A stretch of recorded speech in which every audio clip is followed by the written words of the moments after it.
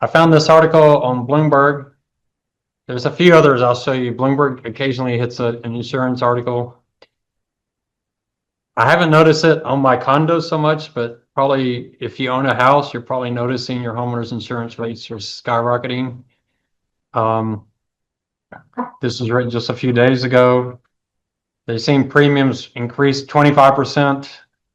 That doesn't sound like much over 5 years, but that's in real terms. So that's 25% over and above inflation. It says it's hurting the condo market. I haven't noticed it in my condo insurance, but condo insurance is so cheap. New York City, obviously, they've had some pretty big events with some hurricanes and even an earthquake, 18% increases in just 1 year. Why is it? So we're going to talk about catastrophes. Disasters are getting more expensive, more and more billion-dollar disasters. I'm going to show you another article, though, that we had a year with a lot of hurricanes, which sounds bad, but very few of them hit land or hit the U.S. They hit Bermuda and other places. So even though you have a lot of hurricanes, the path is really, really important. We'll look at the path. The path can change things dramatically. So you can have a lot of storms, and it's not that bad for the industry. And sometimes you can just have a few storms, but one of them just hits just right. The second problem is states are not investing in more resilient houses, and that's certainly an issue, especially along the coast and other places. You can get houses much more resistance to these type of events, not just the hurricanes, but even the fire and other events. And then the legal cost is always something the industry blames. You wouldn't think of that so much on homeowners insurance. You think that more on auto, but you're seeing more and more people doing lawsuits against homeowners. So what can you do? Cap premiums, that's not going to work. We'll talk about that later, what that does, especially in the auto insurance market. You can try to subsidize homeowners, but if the rates are going up because legal costs are higher, catastrophes are higher, it's a legitimate cost. It is more expensive, and I think it's always better to make people pay the full share. What does that do if you make them pay the full share? Well, won't they do more resilience? They have more of an incentive. If it truly is 26%, 30% more expensive, then building better houses would certainly be part of that. We'll talk about it a little bit later when we talk about mold. Mold was a big issue in Texas, and a lot of that was the way the houses were built to make it mold much more of a problem. When you tell insurers they can't charge the right price, they just leave the state. We'll talk about that later as well. So there is a huge benefit of spending money on making houses safer. The problem is retrofitting houses.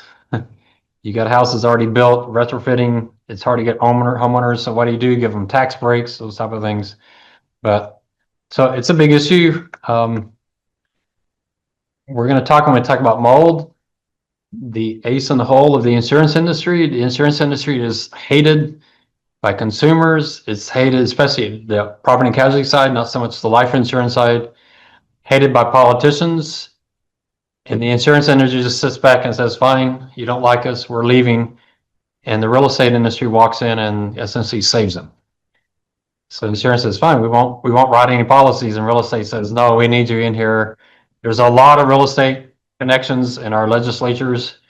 There's a lot of people working in real estate. Real estate has incredible power. So P&C industry is hate us all you want, but ultimately real estate is going to save us. You can't sell new houses, used houses, if you can't buy homeowners insurance. And so the industry has that protection on the other side. All right, so let's talk about homeowners. The policy form, I'm not that picky about just memorizing it, but you're going to see it's going to be important when we talk about mold insurance in Texas. It becomes important. There are different levels of policies. There are some that are named perils. That's not as popular today, where they list what's covered. There are the more popular, which is HO3, is all risk. Everything's covered. unless it's excluded, things that excluded like earthquakes and flood. There are some that are only contents. What's another word for that? Yeah, I've heard the term renter's insurance.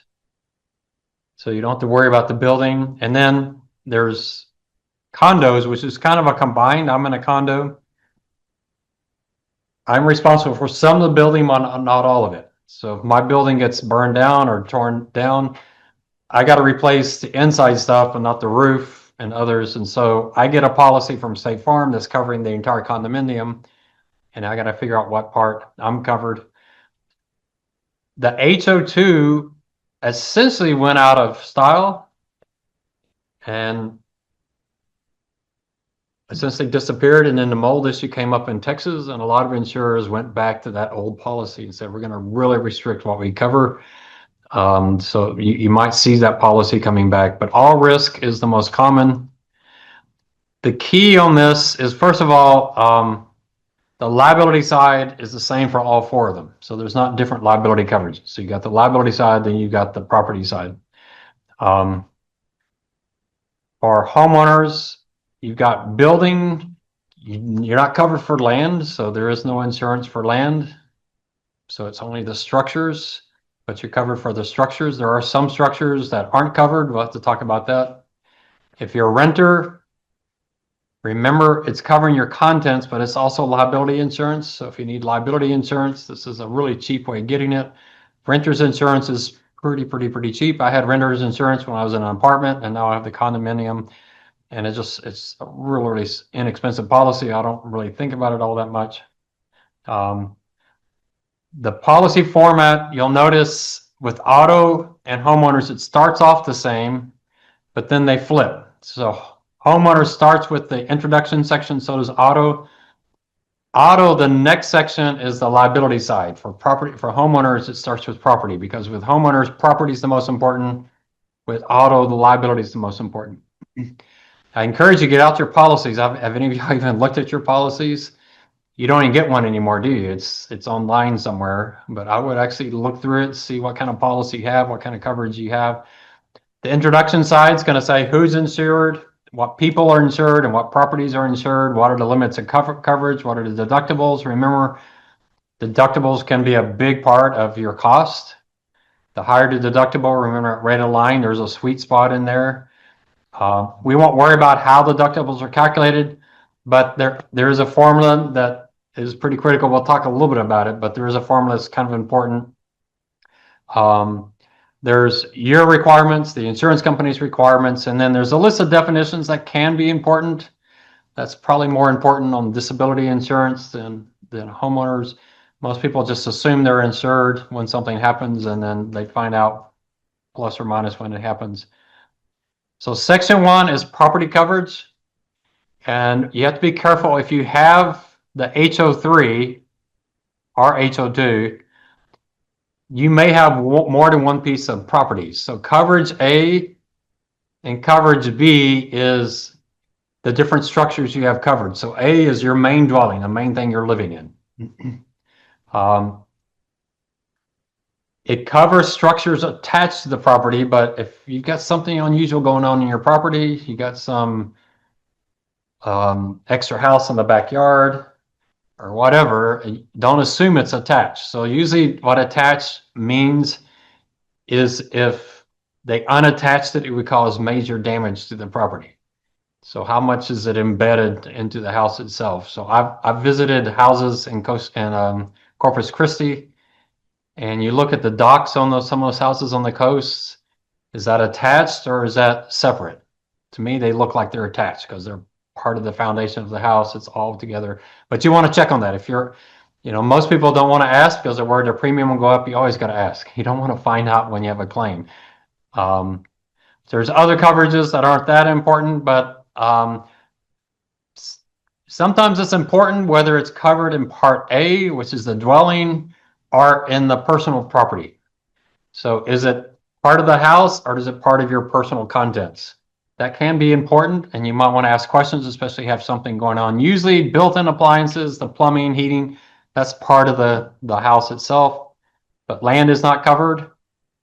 Then you have other structures. Why is this important? Well, you're covered, but there's usually a limit as some percentage of A. So if you got something major going on, most of y'all not, if you have a shed in the backyard, something like that, not an issue.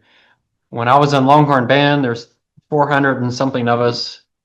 We visited a guy's house. Can you imagine 400 people showing up to your house? And he had us all in his house, which I thought was insanity. His house was pretty big.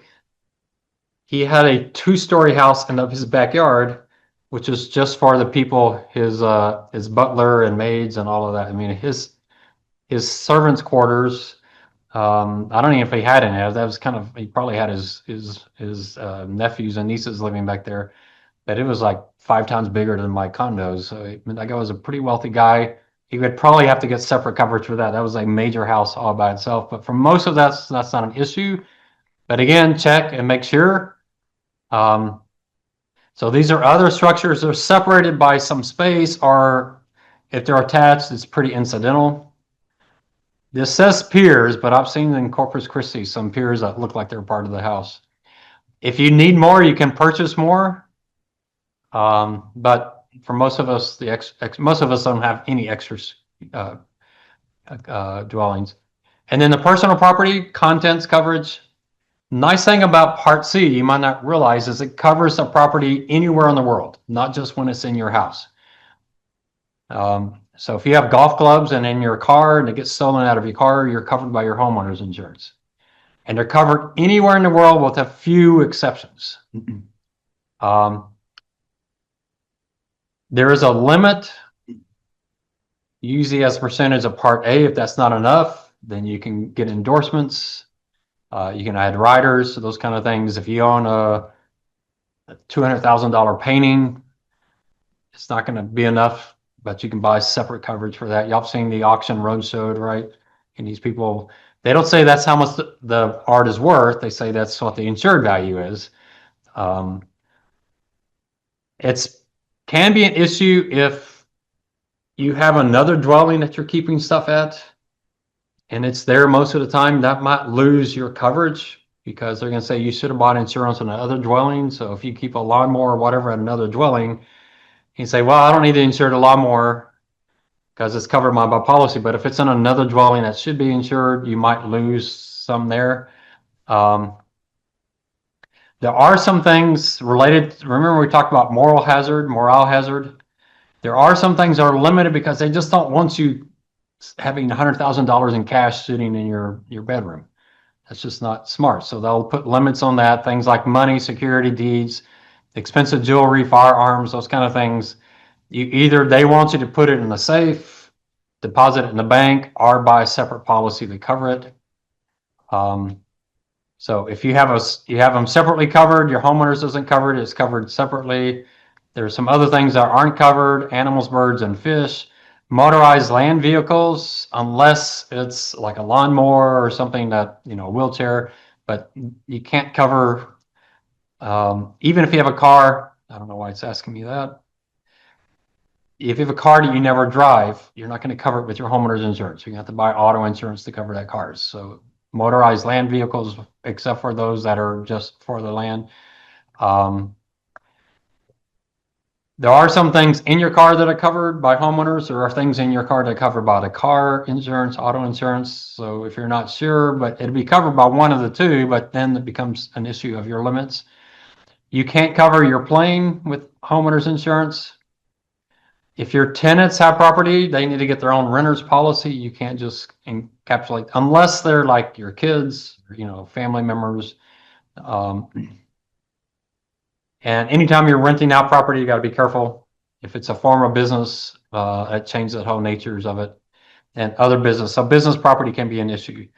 But you're probably pretty well covered. What do you do? Well, with UTSA, I had this good friend who was on this side of the business, and we just go through a list of things. What are strange things that you have that you may want to make sure you're covering them separate? I'm such a cheapskate. There just wasn't much for me to worry about, but we went through the list anyway just to make sure. Should you have renter's insurance? I mean, go through the scenario. My apartment burns down. I'll lose everything. Is that big of a deal? If you say, no, I'll just go out and buy new stuff or whatever, then maybe not. Most college students don't worry about liability insurance. It's like, I'm a college student, sue me. What are you going to get out of me? But the other side of it is it's really cheap. You're talking about some of the least expensive insurance there is, just for peace of mind. Maybe you do it, but coverage D is very unique to this type of coverage. You don't have this on the auto insurance side, but this is loss of use. And this can be applied even if your dwelling is not damaged at all. So if a hurricane comes through and knocks out a major bridge, and that's the only way you can get to your house, and your house is not damaged at all, it's going to cover you for loss of use, which is going to be you renting an apartment somewhere else. It's called ALE, additional living expenses. I was talking about this earlier. This is what made Hurricane Andrew so expensive, was this additional living expenses. Having to put people up in an apartment for extended period where many homes are getting rebuilt. Again, it's set as a percentage of the dwelling, so there is a limit to this. So if you're going to be in an apartment for 6, 8, 9, 12 months, whatever, there's going to come a point where you run out of money and you got to pay your own apartment rent. There are other coverages, not too critical. You can somewhat read through them. You do get some coverage for forgery, credit card, those type of things. There is a limit to it. I'm not sure that's all that critical. I've had a few frauds on my credit cards and I've never paid for anything. The credit card company's already eaten it.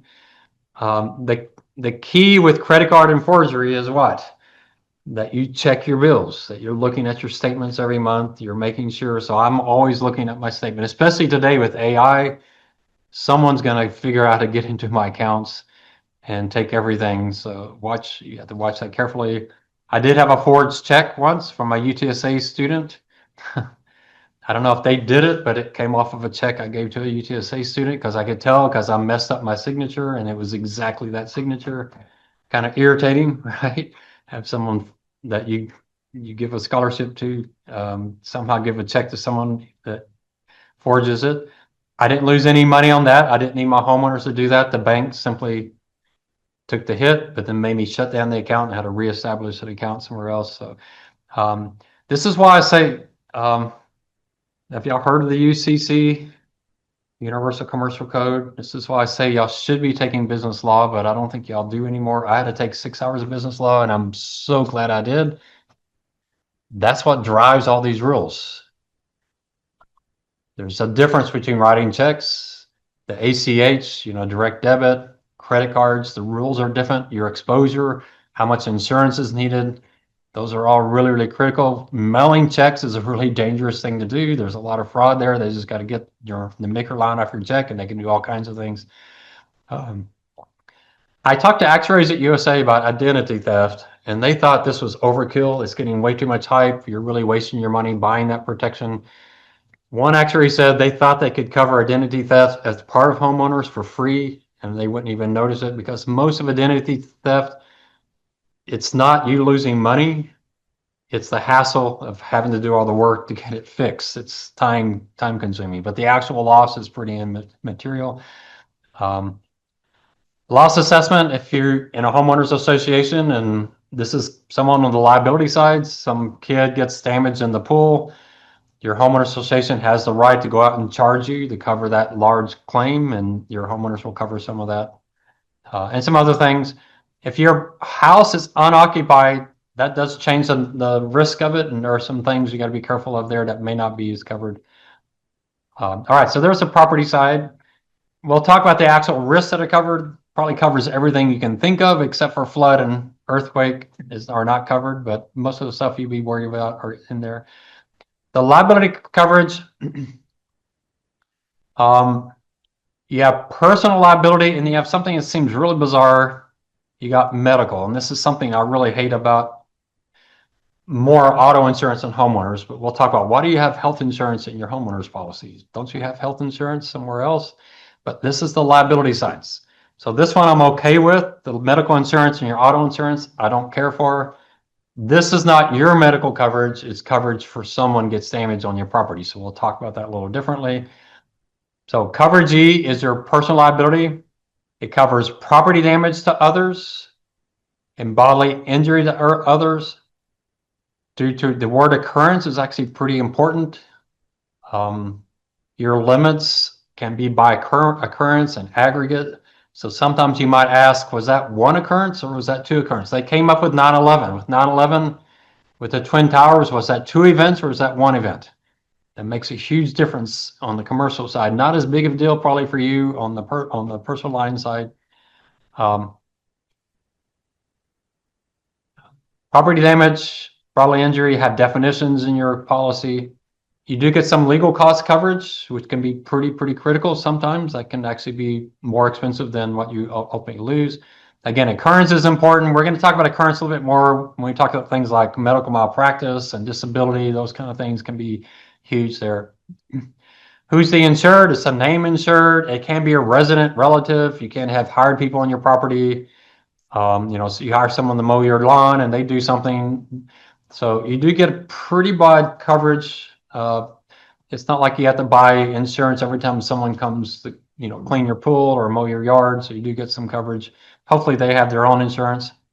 And it also covers people who become legal responsible. So you give your neighbor your dog while you're on vacation and your dog causes some problems. Your neighbor gets some protection, unless your neighbor is what? A professional kennel, then they should have their own insurance. So why do we have medical payments to others? And the issue here is Part E is when you're liable. You made some mistake. You were negligent.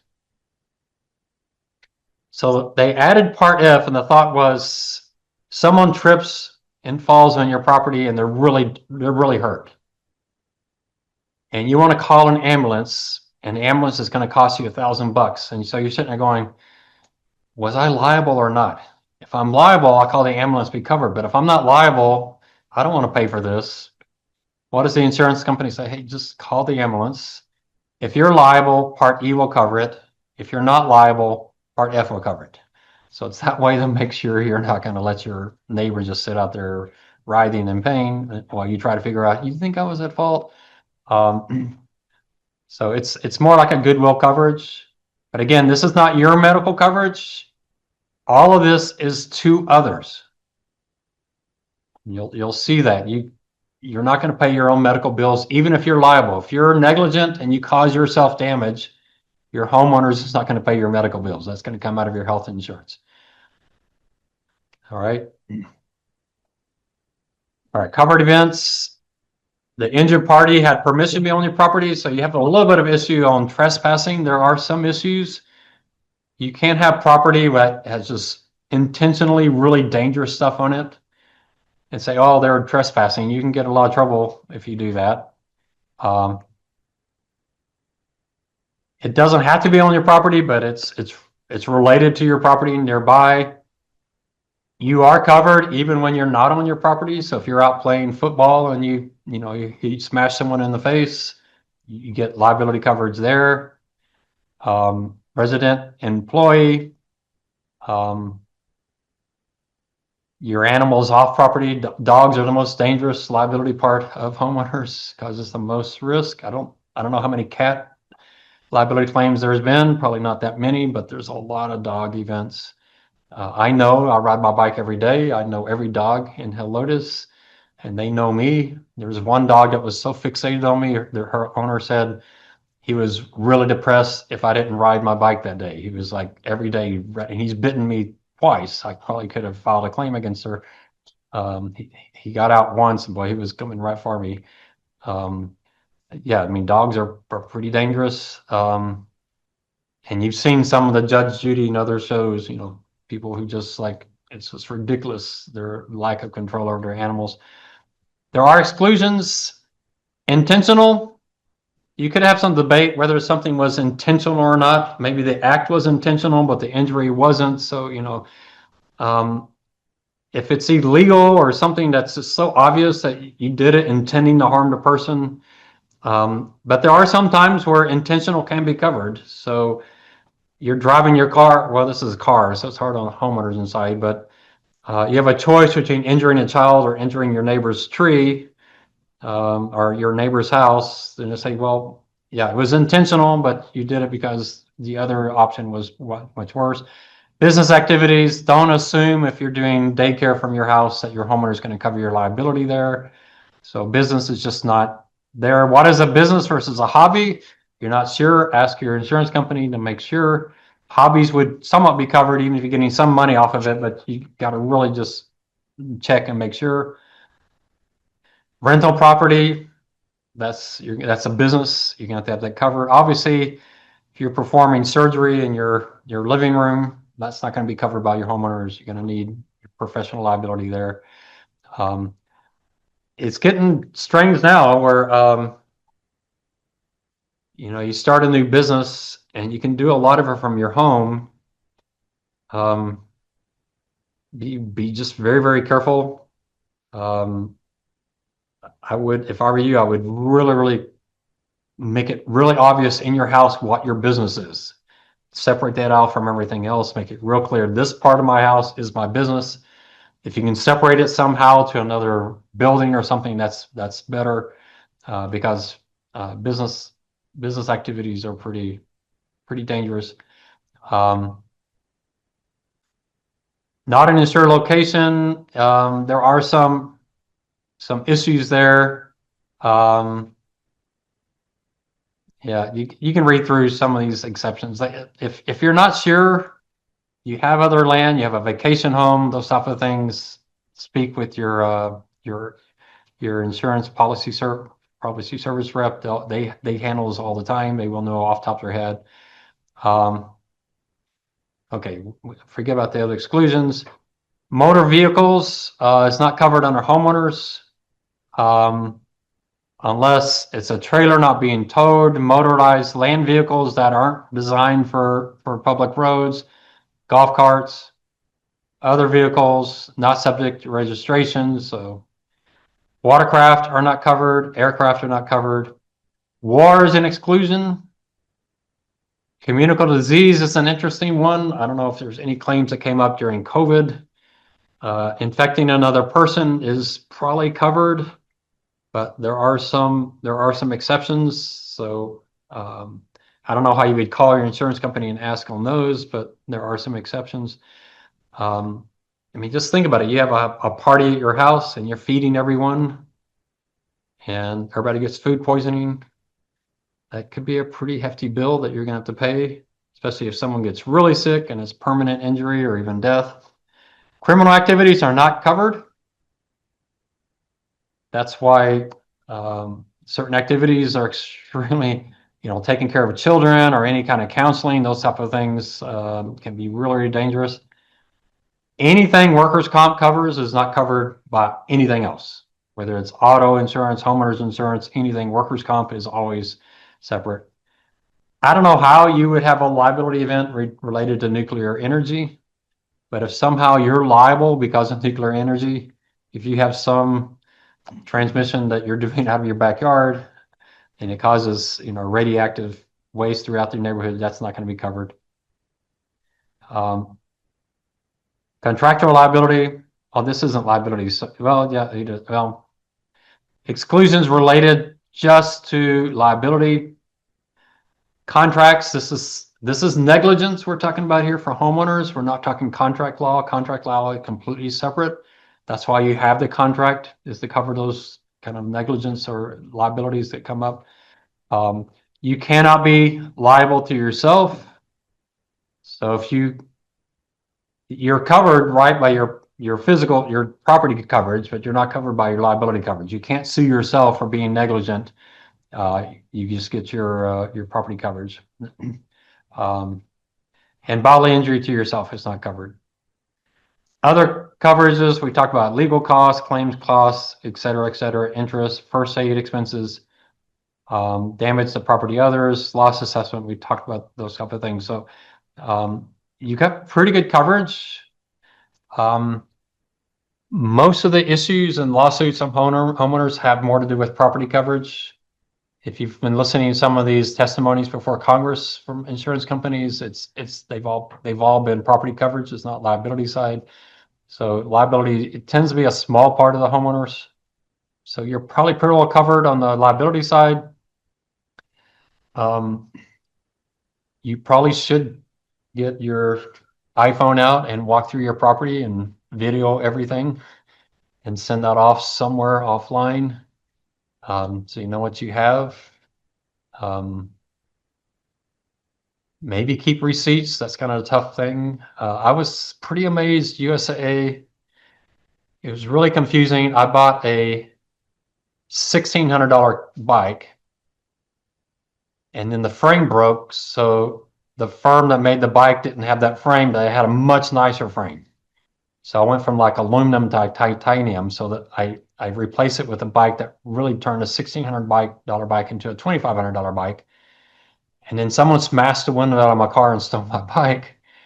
So then I'm going to USA and say, okay, I paid $1,600 for it, but it's really worth $2,500. I'm going back and forth. What do you think they paid me?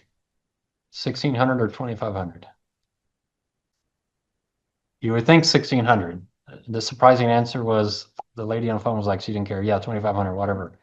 I was trying to be just really precise because I didn't have a receipt showing 2,500. I just knew it was a much nicer bike. Obviously, from my standpoint, I'm upset that I lost the nicer bike. So to make me whole again, I needed the 2,500 bucks, and that's what they paid. They didn't ask any questions. They didn't ask for any proof. They didn't ask for the original receipt. So yeah, 2,500, whatever. Here it goes. Now, obviously, I had a deductible, but the deductible wasn't all that much. How much did the car insurance pay? Zero, because my deductible was so high on the car insurance. So the broken window on the car wasn't covered. So it's interesting. You call them and you just tell them, and I mean, obviously I go to jail if I made it all up. So what's actually covered? So remember, there's named perils, and then there's all risk with exclusion. Named perils, fires covered, lightning's covered, windstorms are covered, tornadoes, cyclones, hurricanes.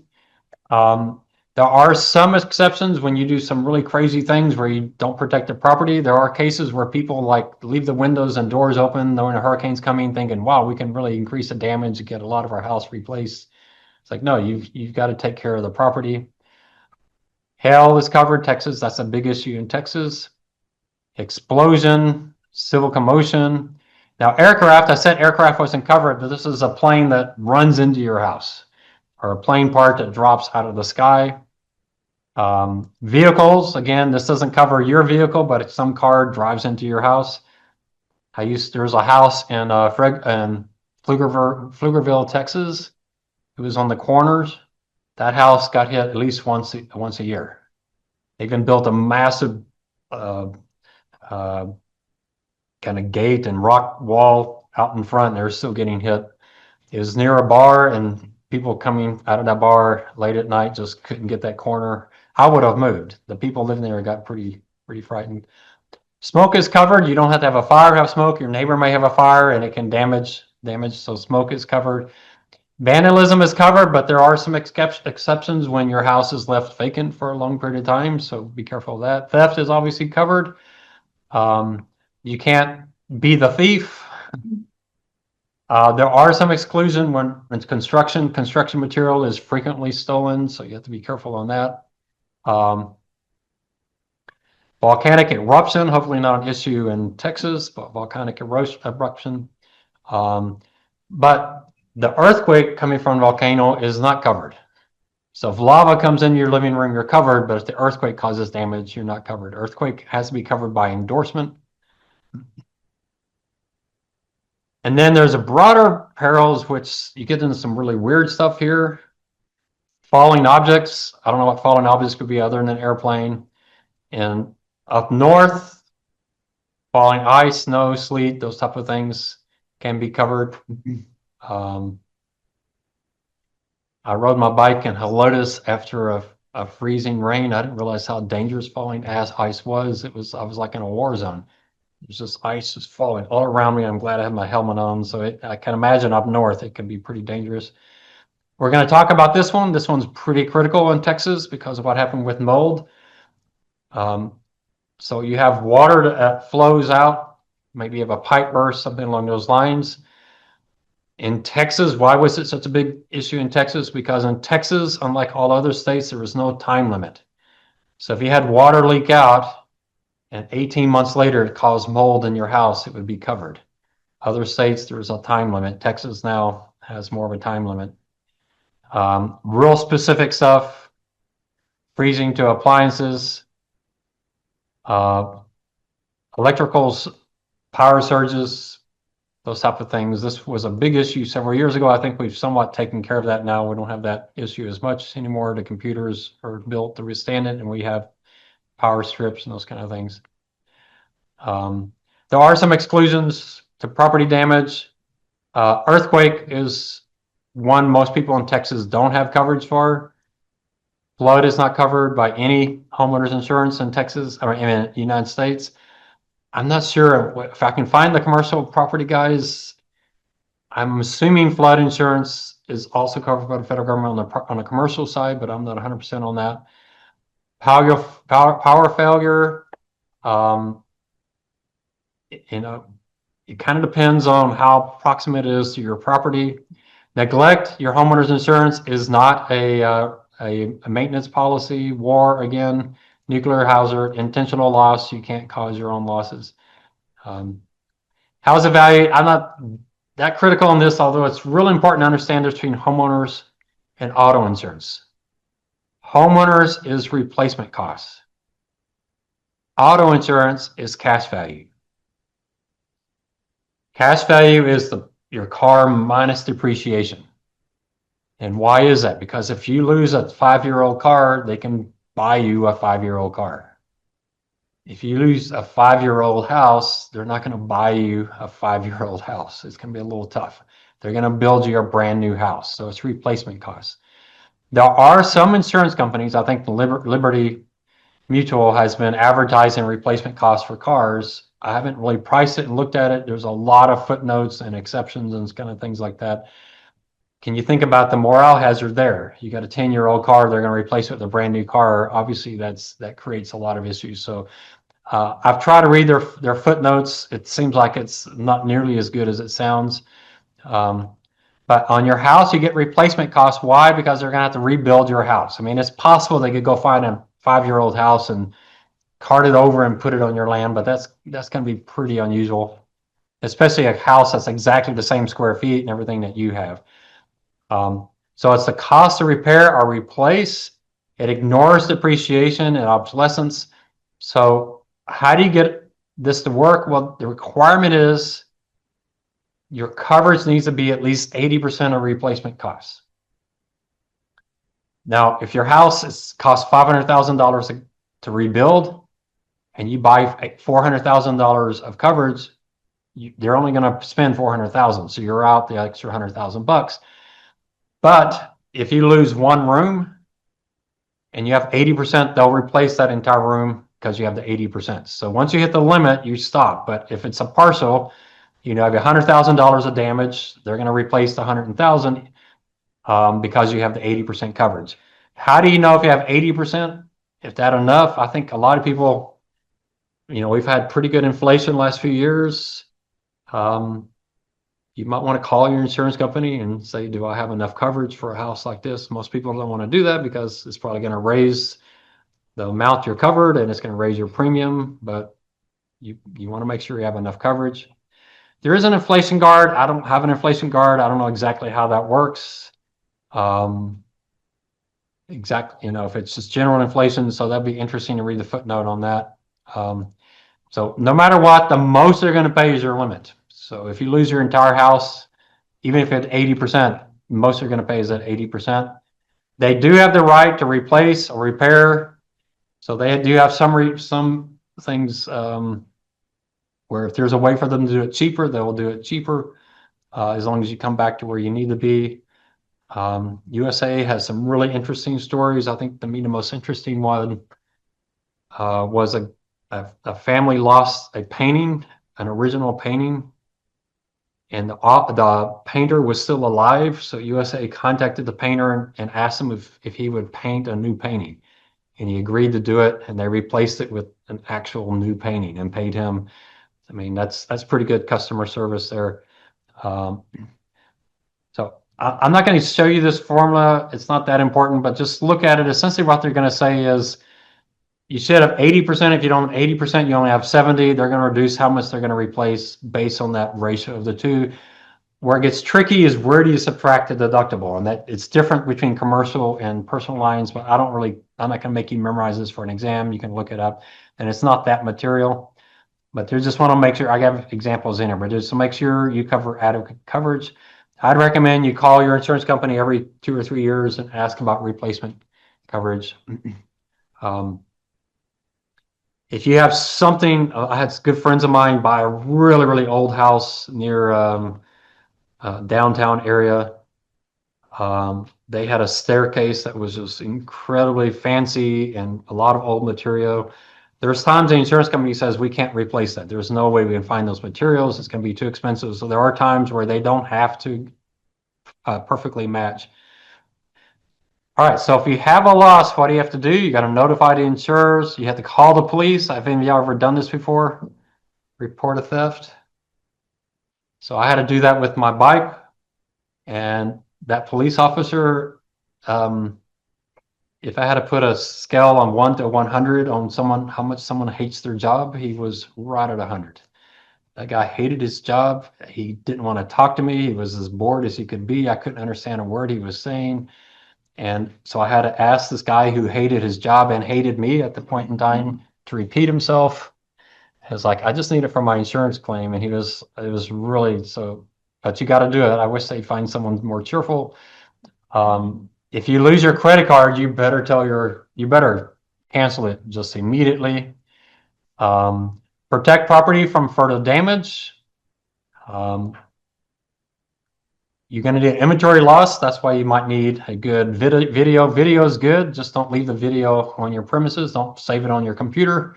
Email it to yourself. Put it out there on Google Docs or whatever, Google Drive. You have to file a statement of your losses. You may have to show them your damaged property. Provide documents or records, proof of ownership. That's not going to be required for everything. You know, they're not going to require you every single shirt you ever bought in your life to have a receipt for that. So there's going to be some trusting, and they may put you under an oath, depending on the size of the loss and how much they want to haggle you. They have the right to repair or replace rather than pay you cash. In the case of a mortgage, they're going to pay the bank first before they pay you because the bank really has the first rights. So look through your policy. If you don't have a policy, think through the severity, frequency, this discussion we had before. Think about those deductibles. I don't know what percentage of renters don't have renters insurance. I imagine it's more than 50% don't have renters. You should at least look, because I think it'd be shocked at how a renter's policy might be $5-10 a month, something pretty inexpensive relative to the coverage you have, especially the liability side. Or if you just think, man, my net worth is $3,000, no one's going to waste money suing me. That's not entirely a bad decision. So what can you add to your policy? Endorsements or riders, as they call them. So most of it's personal property. You have something that's extremely valuable that you want to specifically insure. You can get a personal articles floater. Some of them actually cover more stuff than what your homeowners covers. They give you extra coverage. There are some exceptions. Obviously, some stuff is susceptible to insects. You determine the policy limit. That's why the Auditors Roadshow, they say set your limit. It's a value policy. So if you say the painting's worth $100,000, that's what the insurance is going to pay, and they're going to charge the premium based on that. If it's scheduled, it's no longer part of your homeowner's policy. You're covered anywhere in the world except for fine art. It's not covered anywhere in the world. The insurer pays cash value, cost of repair, cost of replace, the policy limit. And then fine art is the exception where it's whatever you say the value is. I've never had that issue. I don't know how you negotiate that with the insurance company. I can't think of anything I've owned that would be worth. I should take my stuff to the Auditors Roadshow or whatever auction roadshow and see what they say. I can't think of anything I have that's that kind of value. So you can get replacement cost endorsement. It's just going to cost you more. An inflation guard endorsement, earthquake endorsement. Flood is not an endorsement, it's an actual separate policy. I had thought about I have a friend of mine who works at USAA. She is in y'all know this term? Yeah, if y'all heard the term general agency. So USA has a general agency. That's when insurance companies sell policies for other companies. So like USAA, I don't think USA sells motorcycle insurance, but you can go to the general agency and buy motorcycle insurance from somebody else. Yeah, I've heard of Progressive. Progressive used to be, I don't know if you know their history, Progressive used to only insure high risk drivers, which sounds like a horrible business, but they charge them a lot of money. USAA used to put its high risk drivers through its general agency and bought the insurance through Progressive. Now Progressive insures everybody. It's actually been a pretty impressive firm. USAA sells its flood insurance through its general agency, selling it for the federal government. So I simply have my friend of mine, she works in the general agency at USAA, talking about the general agency and the flood. But I didn't have enough time to really get her all set up. But back in the 60s, insurance companies said, we can't cover flood. It's too expensive. It's too widespread. So the federal government took it over. It's a 1968 act called the National Flood Insurance Program. It's managed by FEMA by FIA under FEMA. Y'all have all heard of FEMA. FEMA got really famous after Hurricane Katrina. President George W. Bush got in a lot of trouble during that because FEMA was a little slow in reacting. They determine the insurance rates, the coverage, the eligibility, the limits are very restrictive. So if you own a house on the coast, you're probably going to be self-insuring a huge part of that house because the limits are just not going to be enough. You buy this insurance through your insurance company, but they're selling it for the federal government. It's called the Write Your Own policy. The insurance company, they take the premiums and then they keep them in a separate account. USAA, very strict. You don't mingle these premiums with other business. You put it all in one account. What does FEMA do? FIA, what do? They tell each community if they're high risk or low risk, and that's going to set the premium. That's going to set what kind of coverage they can get. And if they're in a high risk area, they're going to have to spend money to make themselves less high risk. So if they're high risk, they're in an emergency program. They've got to do some work to get them out of the high risk program.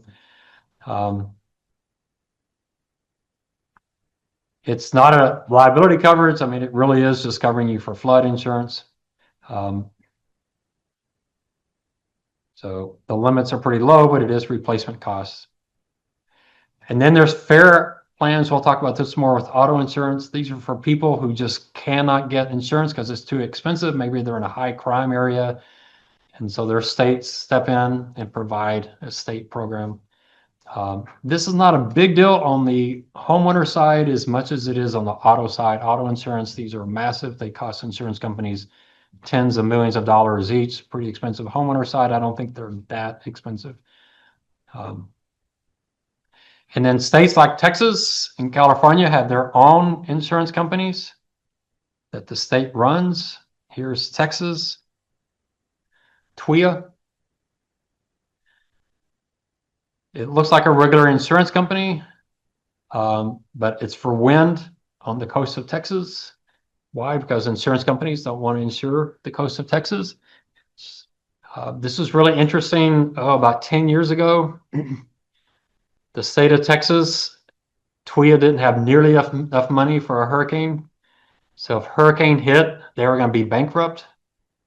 And so the legislators got together and say, how do we handle this? We got this insurance plan that if we have a hurricane, we're going to be insolvent. And so what they did is says, okay, well, what we're going to do is we'll just not have any hurricanes for the next 10 years and we'll be fine. So that was their plan. And it looks like they were successful. I don't know how Harvey hit TWIA, but it looks like a regular insurance company, but it's actually, we as the taxpayers are the ones on the hook for a lot of this. Report a claim. It looks like an insurance company, doesn't it? I forget what TWIA even stands for. It's Texas Wind. I don't know what the A stands for. Texas Windstorm Insurance Association It's a not-for-profit insurance company, but really the taxpayers pick up the difference. And then California has one for earthquakes. I think Florida has one for windstorms. So you know, if you live on the coast of Texas, my recommendation is sell and move. It's not a good place to have insured property. And even TWIA doesn't cover flood. It only covers wind. So the flood side, you're really self-insuring quite a bit. On the liability side, if your homeowners and your auto don't give you enough liability, you can buy a separate policy. It's called an umbrella policy. And essentially it becomes, if your homeowners has a $300,000 limit, essentially umbrella covers for everything over 300,000. So essentially you have a $300,000 deductible, it covers everything else. I have an umbrella policy. They're extremely inexpensive relative to the risk. If you look at the rate online, they're really, really inexpensive. I buy it because I don't want to lose my entire net worth in one big accident, just because I'm stupid one day and do something crazy. Driving's probably the most dangerous thing I do, so I'm not worried about it. I can't think on my homeowner side what I could do. Every time I leave my house, I think IRS. What you may guess what IRS stands for? It's not Internal Revenue Service. So is my iron unplugged? Is my refrigerator door closed? S, can you guess on the S? Is the stove turned off?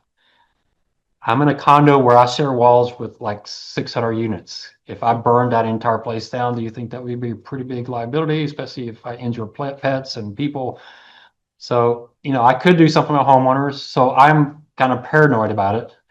I even have an iron that automatically turns off after 10 minutes, but I still go back in and make sure it's unplugged. The refrigerator is not a liability. That's just I'll lose food if the doors aren't closed. But the stove and the iron, what else could I do?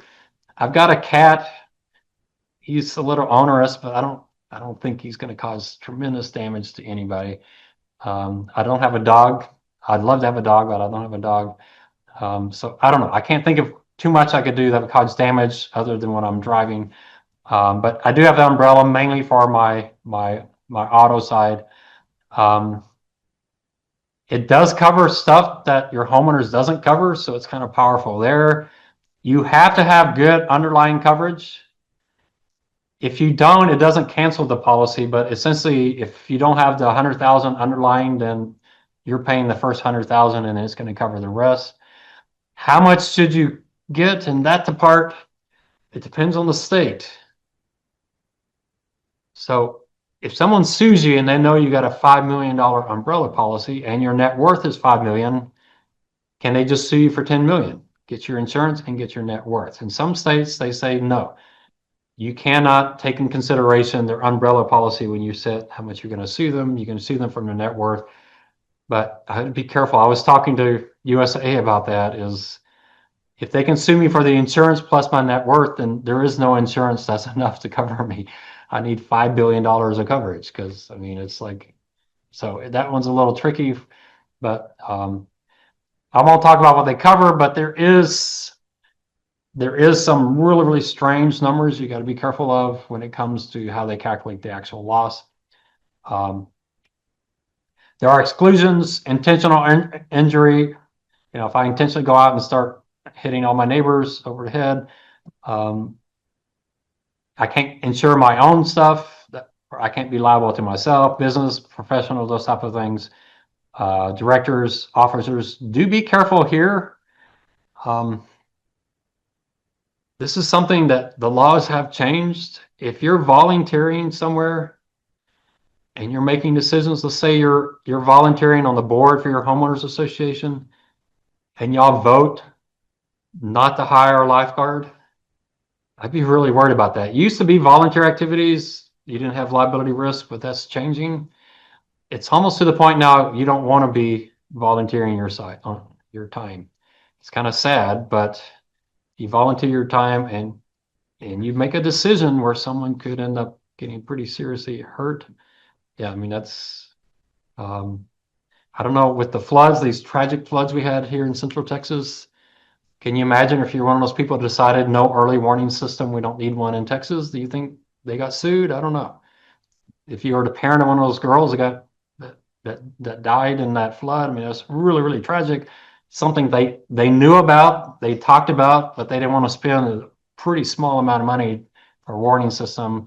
That sounds pretty negligent to me. Sounds like you could set up a lawsuit for that. And if you're on that board, and those are dangerous things to do, and you better be making good decisions or just don't volunteer your time. Obviously, anything related to workers' comp is not covered. All right, let's talk. All right, y'all want to get me mad? Let's get mad. Title insurance. I hate title insurance. I think it's a ripoff. If you're in here and you like it, then you can defend it. So what does title insurance cover? You buy a house and you discover someone else has ownership of the house. The person who sold it to you didn't have full ownership. And they come in and they say, hey, this is actually my house. And they kick you out and you have no recourse. Title insurance comes in and covers you. Your homeowners doesn't cover you for this. Title insurance covers you for this. Is it expensive? Well, the state of Texas tells you exactly how expensive it is. There's actually a formula.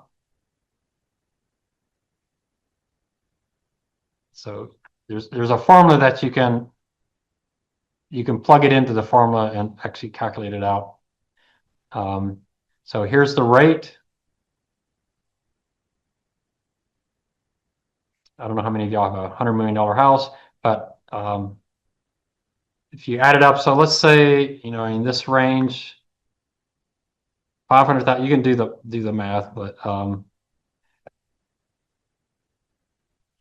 it's a few $1,000 for a, you know, $1 million house or so.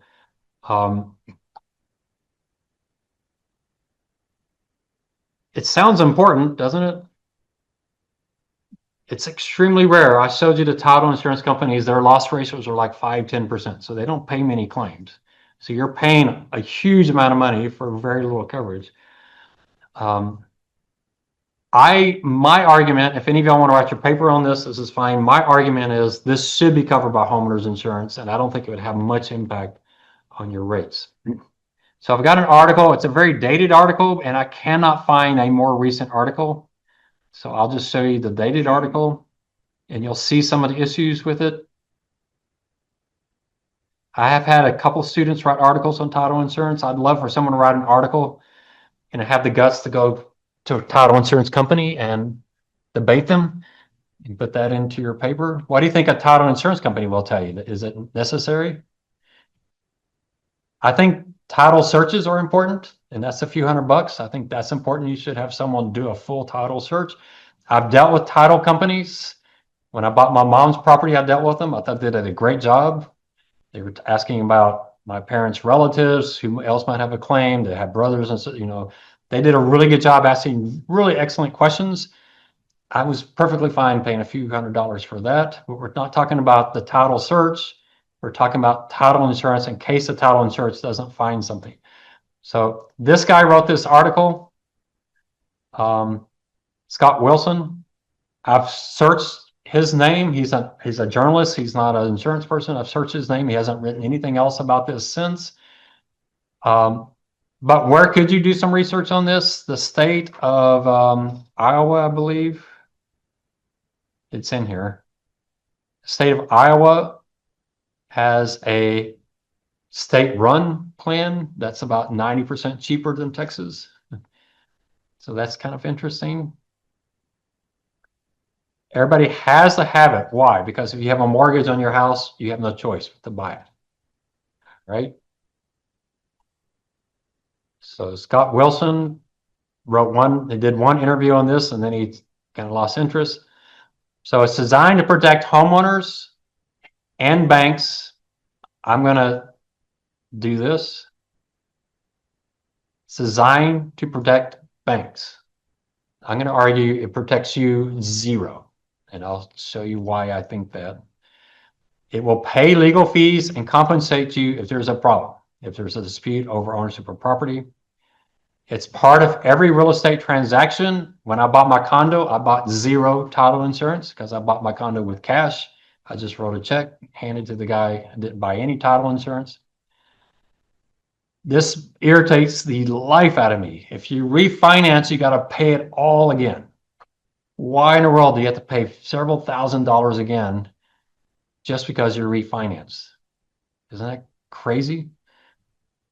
Title insurance love that, right? They love, in fact, there's a credit union here in town who owns a title insurance company, and they don't refinance because they don't want the interest on your mortgage. They refinance because they love the fees they can charge you when you refinance, which can be thousands and thousands of dollars. So title defects, they didn't pay their taxes, there's some lien on the title, whatever, disputes, wills, those kind of things. The loss ratio we talked about for homeowners and auto is about 70%. For title insurance, extremely low. For consumers, you're paying way too much. So it's grossly overcharged for what you're actually getting. But I think it's even more than that because you're paying way too much.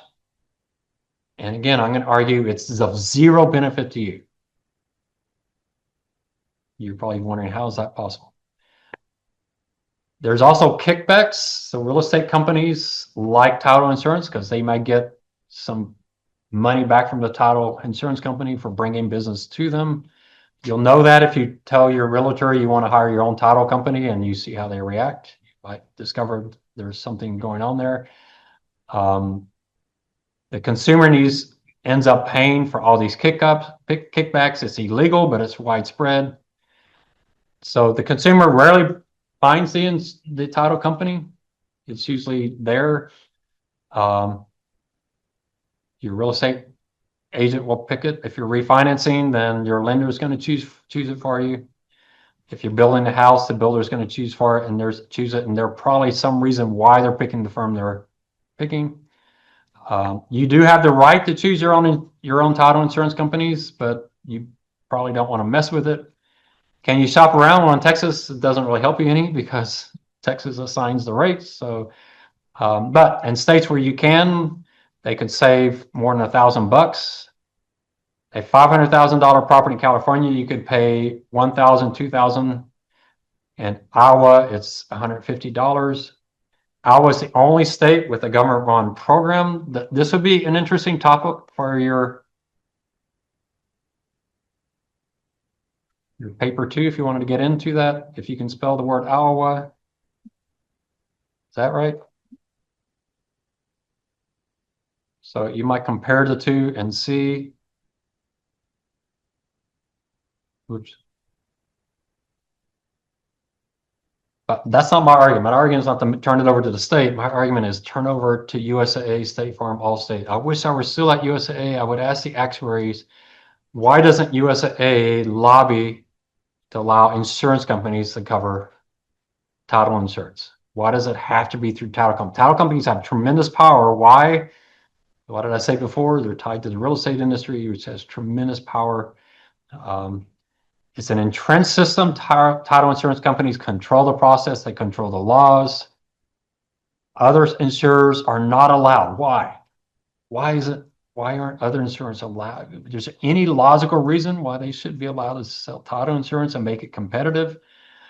So what are the proposals? Iowa model, which is a government run.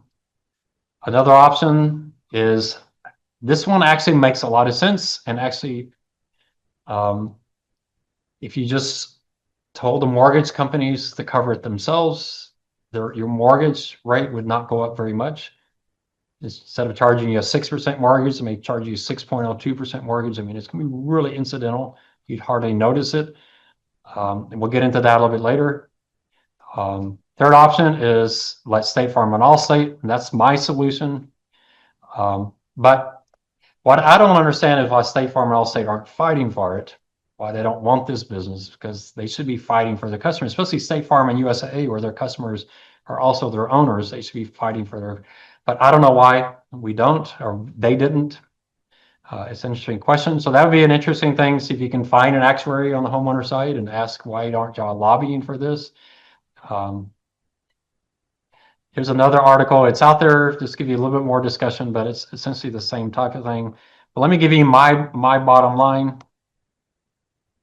So I've never had a mortgage. I've only borrowed money once for just a few months when I bought a car and I paid off. So I just don't, I'm kind of a I disagree with Dave Ramsey on a lot of things, but on debt, I agree with him. I don't like debt. Let me show you why I think this is terrible. So my church, we refinanced at our church and the title insurance was like 4,000 bucks. All right. So let me give you here. We had an appraisal. The appraisal was 3 million bucks. I don't know how to spell appraisal, but the loan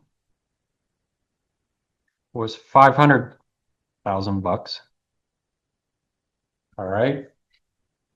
And we needed title insurance.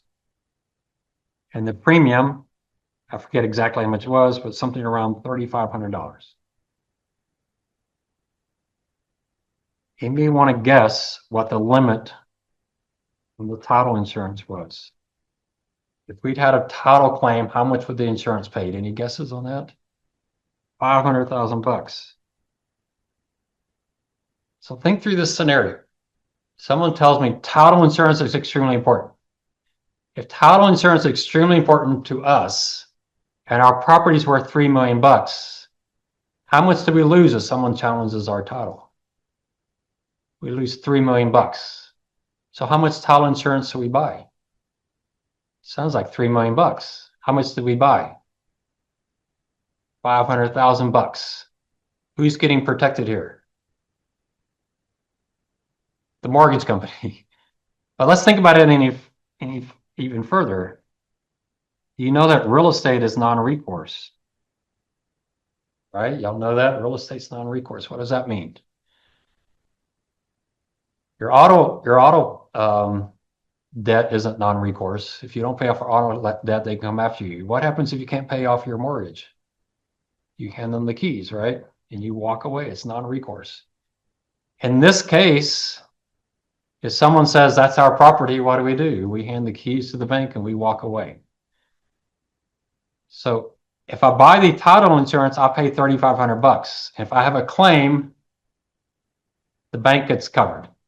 What if I don't buy title insurance and I have a claim? I lose the same 3 million bucks, but I didn't have to pay the 3,500 bucks. You'll see my argument that the only person benefiting from this is the mortgage company. You as the property owner get zero benefit.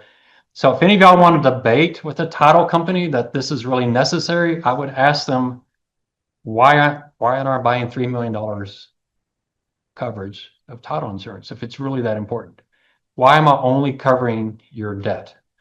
And what do you think their answer would be? Because I've never asked one before. I'm not as confrontational as some of y'all might be willing to be. What do you think their answer would be? So the number one answer is what? You can't get the loan any other way, right? So it's blackmail or whatever, extortion.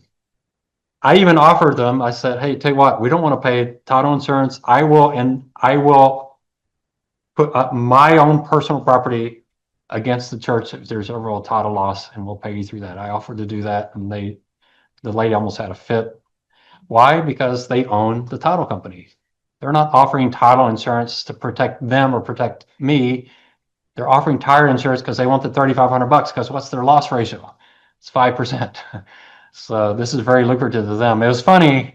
I go, oh, that's interesting. You own a title company. So, oh yeah, it's so wonderful. I said, no, I don't think it's all that wonderful. But anyway, this is a large credit union. I even told them, you're a credit union. You don't pay any federal income tax. And the reason you don't pay any federal income tax is you're owned by your customers. You're supposed to treat them very differently than banks do, but you're treating us just as badly as a bank did. They didn't like that argument either. So, yeah, it's makes me really furious. But anybody want to argue for the title side? Anybody in here work with title insurance? Anybody want to make this your paper two and really get into it? The students have done paper two on this. They've kind of agreed with me. I don't know if they were scared to disagree with me. I don't mind you changing my mind if there's something obvious I'm missing, because I don't know this business the way I know the personal lines from being at USAA. But this to me is the biggest thing is why is your limit the loan and not the property if it's really good insurance? Can you imagine what we would have paid in title insurance if we'd insured the entire 3 million? It would have been 20,000 or something. It would have been crazy. It would have been extremely, or 15,000 bucks. It would have been a lot. So I don't like title insurance. I think it's an incredible waste of money. And I think it's because the incentives of this industry, they've got it pretty sweet. If you do paper 2 on this topic, we do have contacts in actuary at USAA. I can certainly ask them if there's someone on the homeowner side at USAA would be willing to talk about this topic and just see, because I'm always been curious. I didn't think about this when I was at USAA, but now it makes a big impression on me. I was just curious. We paid to refinance our debt, which we didn't want to refinance because the only reason to refinance is they put an artificial end to the loan so they could force us to refinance. It's a 30-year loan, but they only gave us 15 years. It's like even that. Why did they do that? So they could make $20,000 off of us and all the fees and everything else. All right. So where we're going to go next is we're not going to do mold next. We're actually going to go to catastrophe risk because I'm going to take mold off of exam 1, but I'm not going to take cat risk off of exam 1. So we're still going to cover mold as an important issue to understand some of the issues in this, but I want to get into cat risk. So we'll start there. Finally, you need a calculator. So bring a calculator next class. Okay, let's start. Let's talk catastrophes tonight. Pretty fun topic. This is a huge issue for this industry and it's very specific. They know, I don't know, well, we have a outside speaker on my track again this semester, but he talked last time he came, he talked about how does the industry know it's a catastrophe? So it's very well defined. It's not a company by company thing. It's the entire industry. There's certain rules about how large it is. There's really some great sites. The NOAA site we'll talk about a little bit tonight, where you can see historical storms, hurricanes, cyclones, those kind of things. And then we'll talk a few articles on catastrophes, some of the major ones throughout history.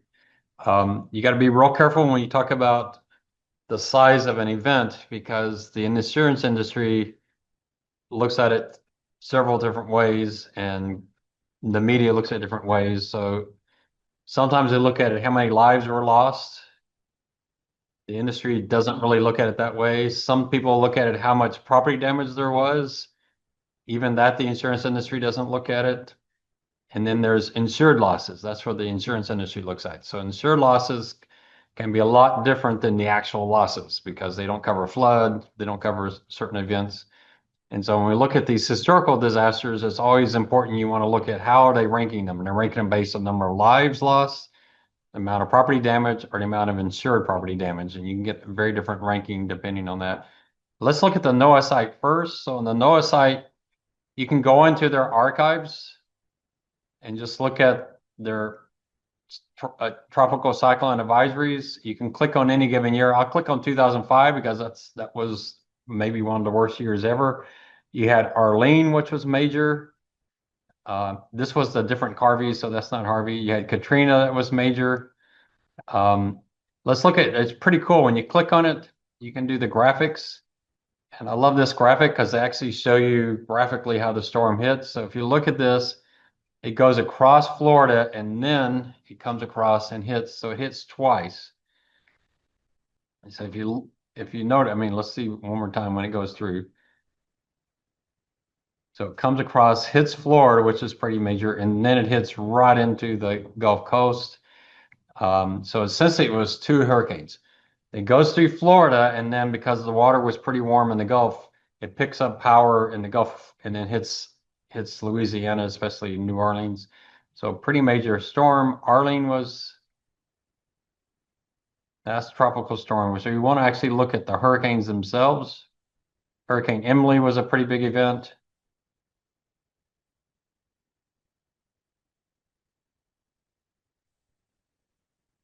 Didn't hit the US that much, but the big storm. I forget what year Hurricane Harvey was. Y'all remember? What, that recent? 21. 21? That seems about the right. 2017. 2017? Oh, there it is. Hurricane Harvey. That was a huge event. Um, builds. That doesn't look like much yet. And then it's the Galveston area.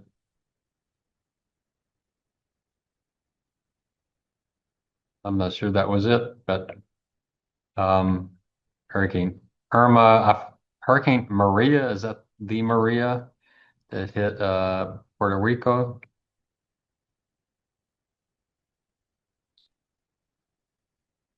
So yeah, Puerto Rico that looks like the one. So it's really pretty cool to look through these. Sometimes you'll see a year where, like 2005, where there's just a lot of storms. Other years you can have a lot of storms. I think 2025 might be that. We have a lot of storms, but they just didn't hit in certain areas. That doesn't look like much, but we didn't really have any major storms hit last time. I don't remember where Aaron hit.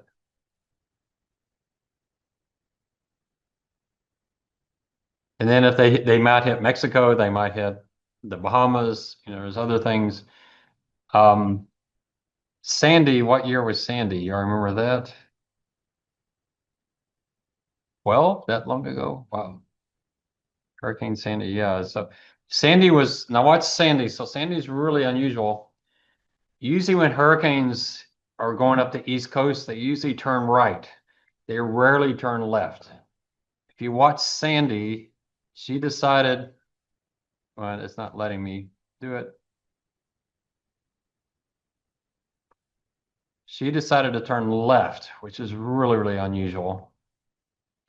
So it looks pretty normal. She's going to go right. Don't have to worry about it. And then slam right into the West Coast. That's really strange, especially that far north, because obviously the water is going to be cooler up there. But yeah, she decided to turn left. And not only she turned left at almost the worst possible place. USAA at one time, the worst possible storm they had was very close to what Sandy did, because there's so much property there. They're not really ready for hurricanes because they don't get them that frequently. So Sandy was really unusual. Um, so I don't know what other major hurricanes we've seen last several years. They don't have 92, which is where Hurricane Andrew was, and some others. But did we talk about which storm causes more damage? One named by after a man or one named after a woman? Did we ask that? Which causes more damage? Named by a woman, named after a man? Alberto or Beryl, historically? You would think it doesn't matter, but it does matter.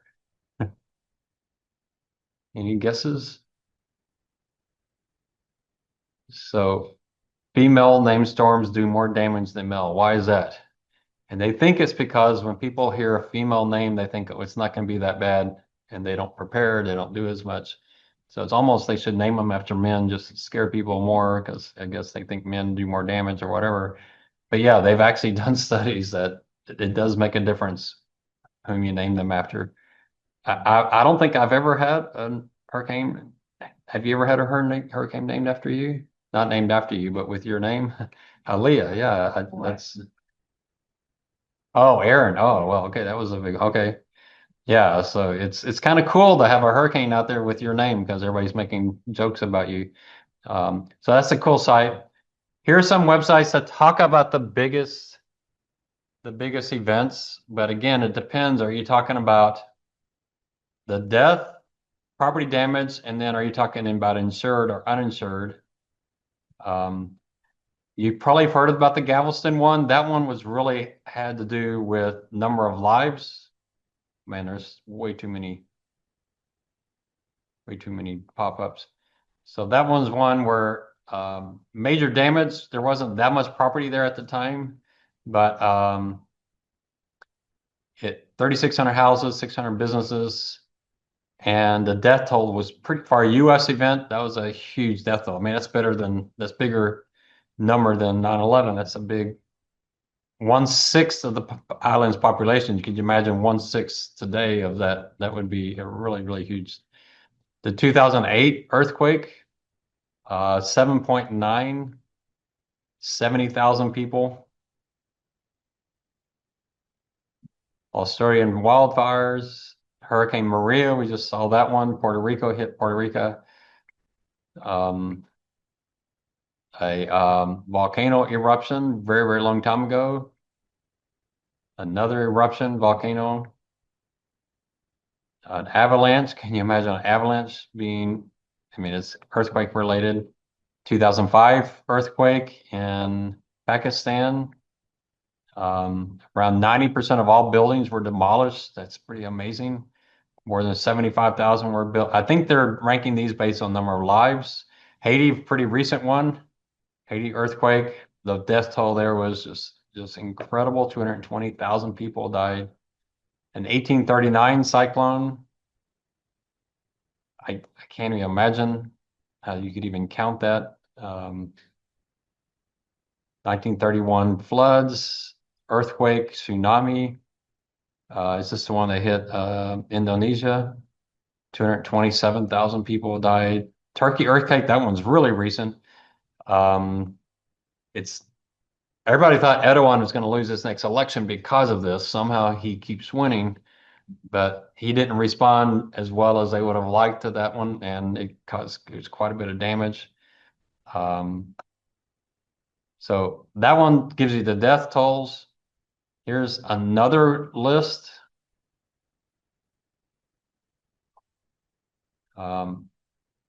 Here you can notice they have it by insured losses, and they do it. That was 2024. 10 costliest, and they have the insured losses, which is really good. Katrina, Ian, tsunami in Japan, Hurricane Irma, Hurricane Ida, Sandy, Hurricane Harvey, 2017, Maria, 2017, Hurricane Andrew, 92. That was the one that woke the industry up because that one was a lot larger in loss than they were expecting. Northridge.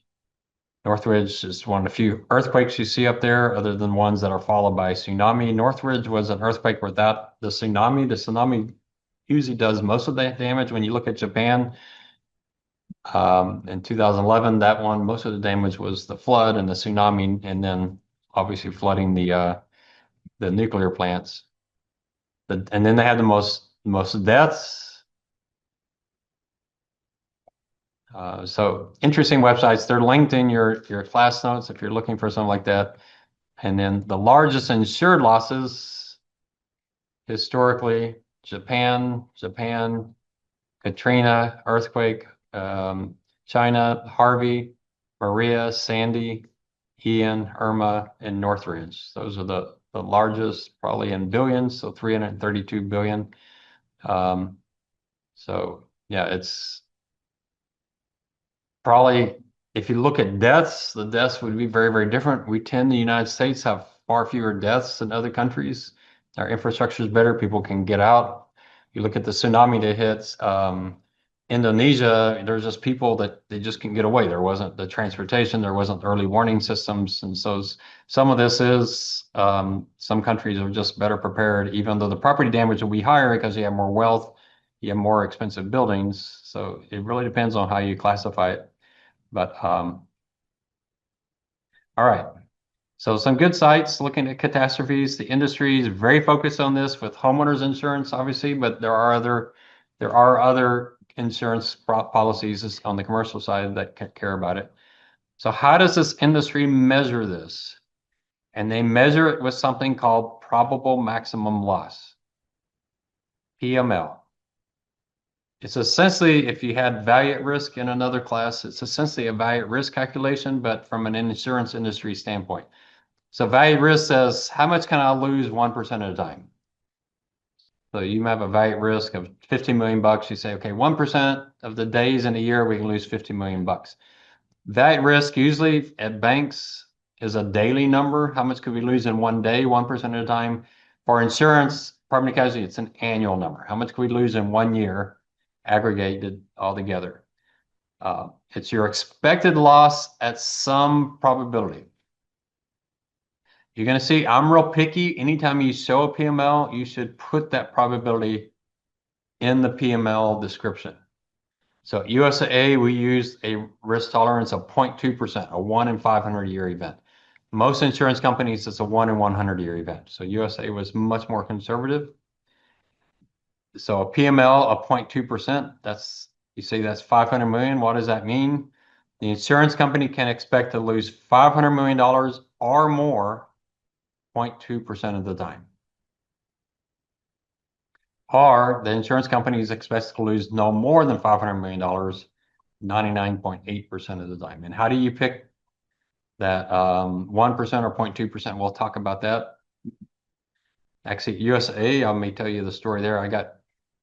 I was really lucky. My boss was out of town when that issue came up, and so I got that project. It was great. It was my first time to meet the CEO of USA on that project, and we got to decide what is USA going to use, 1%, 0.2%, whatever. Pretty fun project. How is it calculated? On the P&C side, it's usually a stochastic model. On the banking side, it's usually historical numbers. They just look at historically, how many times have we lost this, and they calculate that. But insurance companies, it's a stochastic, which means they run simulations. You probably have heard of Monte Carlo. And if I were you, I don't know about you actuary students, what y'all use, but at risk,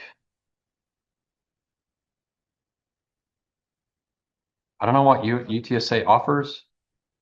So at risk, I don't know who owns it now, but that runs simulations. And then you also have Crystal Ball.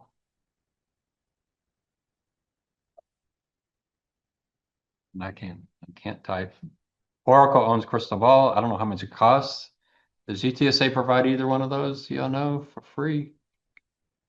So it'd be great if you had them. It would let you do some stuff that's pretty fancy. We had our own built. We built one ourselves at USAA, and oh my word, the analysis I could do with the stochastic model was just amazing. They're pretty easy to set up, and you don't have to have just a normal distribution. You can put other distributions in there. You can run all kinds of scenarios. I have used Excel random number generator to do stochastic analysis. I might show y'all when March Madness comes up. I use it to set my March Madness decisions. And I use simulator. It just tells me which team to pick. It does no better than anybody else, but it does no worse. So, and the nice thing about it is I get more Cinderellas right than other people, because they will pick a team no one else is thinking of, and I do it statistically. I put in the historical win-loss, and I use a random number generator to do that. So it tells me, hey, 30% of the time the 12 seed will beat the 4 seed. I put that 30% in, I get a running, and then it signs that out. So you can use random number generators in Excel, but Cristobal and At Risk are really good sources. And any of y'all use stochastic models at work or in school? What software is it? The trading, like trading, I haven't heard. Is it like a name software, or is it something y'all built? It's just like a plugin, like a stochastic plugin that trading has, and I just use a different code. Okay. Yeah, Excel probably has something similar to that, but I don't know how much this one costs, and I don't know if it will actually tell me if it will, how much it costs. Huh? I think it said on the top. I don't know if I can close you though. Do you crystal ball pricing the black button? Oh, wow. Okay. Yeah, UTSA at one time had either At Risk or Cristobal that you could use, and I don't think they do have anything. We'd have to have library. That's pretty steep for a college student, but classroom faculty edition, definitely that's 455. That's not too bad, but UTSA can make that available to students some way. When you say modeling, is it like running through Python, like you have to be able to code it through it, or? No, the ones I've seen is you set up the distribution and you tell it how many scenarios you want to run. Um, and you have to set up the correlation table. So the first time I used it, it was kind of strange. AIG came in with this product, and the reason we're looking at it is because it had some tax advantages. But they told me, they say, well, we can't do it only for tax reasons, so you got to prove it has a business purpose.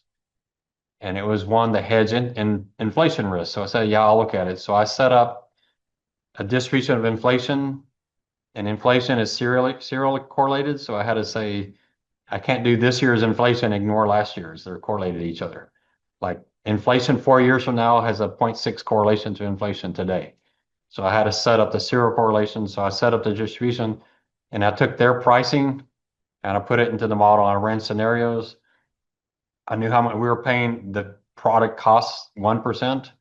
And I was looking at when it actually paid us. And I don't think AIG was expecting me to do that. They were expecting a bunch of hillbillies in Texas. They were thinking we wouldn't know what we were doing. And so I go back to AIG and go, yeah, I ran the model. I mean, at most, that's worth like 10 basis points, and you're charging us 100 basis points. And he's like, yeah, you're right.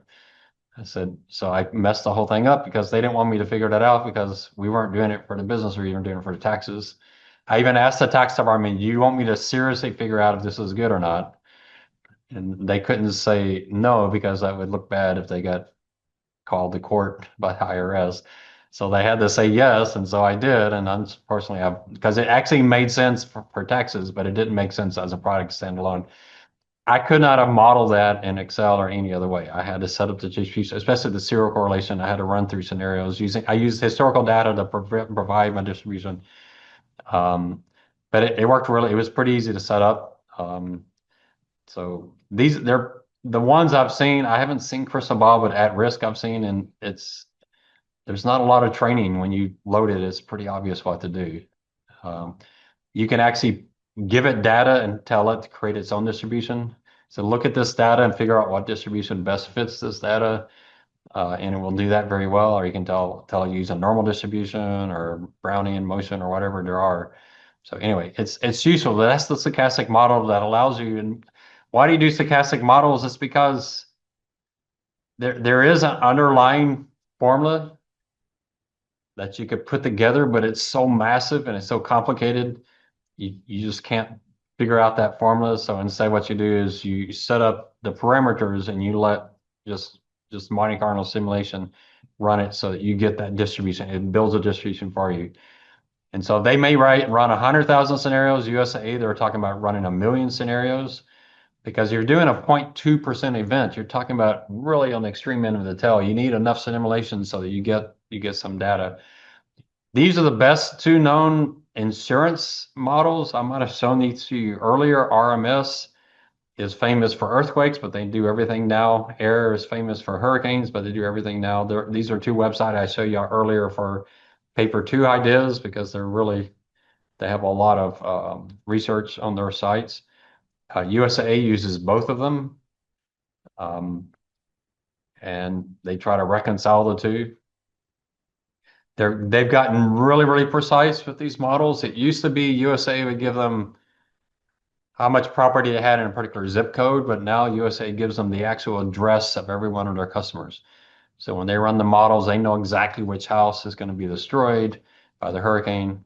So they run simulations and they get essentially you're trying to build this distribution. And you got to correct them over time. When we talked about demand surge before, what happens if you have a hurricane that destroys a large amount of the city, such that rebuilding is going to be much more expensive, additional living expenses going to be much more expensive. So they refigure them. They learn from each hurricane, and they get better and better and better.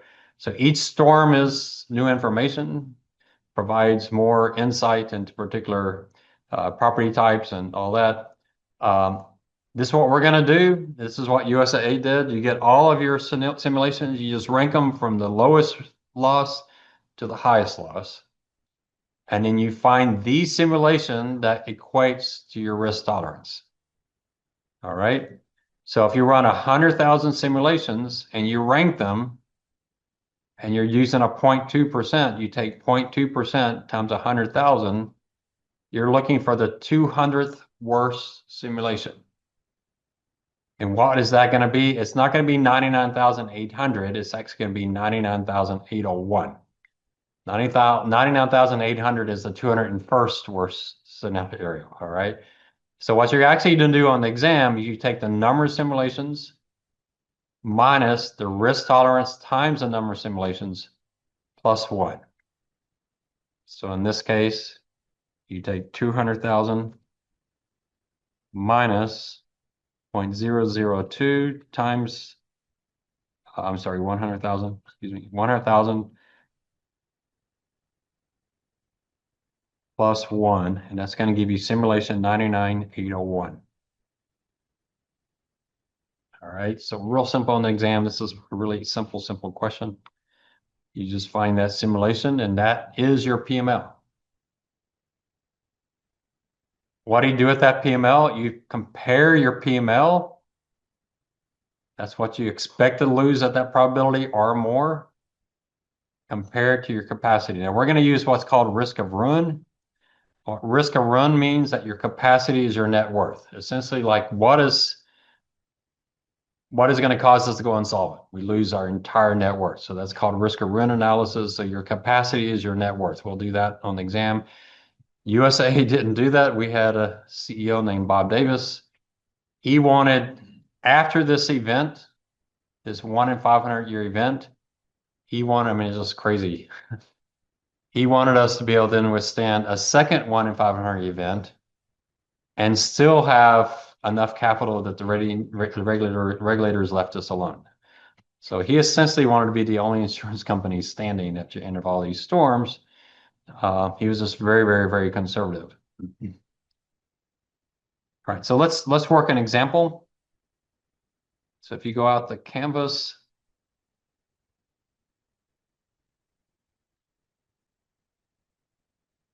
it's PML examples in Excel, so you might load that file.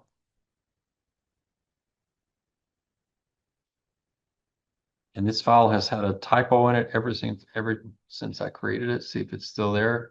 Yep, still there. One of these days I'll fix it in the original. Is it in the second one? No. All right. So you'll get something similar to this on exam. I actually will give you, I mean, exam's a couple weeks away. I'll actually give you the exact exam question from the last exam so you can see exactly what it would look like, but it'd be similar to this. So this firm has $2.5 billion in assets, $19.50 billion in liabilities, $1.95 billion in liabilities, and $550 million in net worth. We're going to define this as their capacity because we're using risk of ruin. So their net worth is their capacity. Their risk tolerance is 1%, which is pretty common for firms like State Farm and Allstate. They only ran 800 simulations. So our PML, I don't know what I'm hitting that's causing Bill Gates to do that. Wish he would leave me alone. So our PML number that is going to equal our number of simulations minus number of simulations times the risk tolerance plus 1. So it's going to be minus 800, 800 plus 800 minus 800 times 0.01 plus 1. So we're looking for simulation 793. I'm sorry, I can't type this. The num keypad is very sticky. Someone's been eating sticky food. So 793. And so here's their simulations. I won't give them all of them to you, but here's their simulations. I'll give you a list similar to this. So 793 is their actual PML. You just look for number 793. It's the 8th one from the end. 1, 2, 3, 4, 5, 6, 7, 8. It's not 792, it's 793 because we're counting number 800 as well. So that is their PML.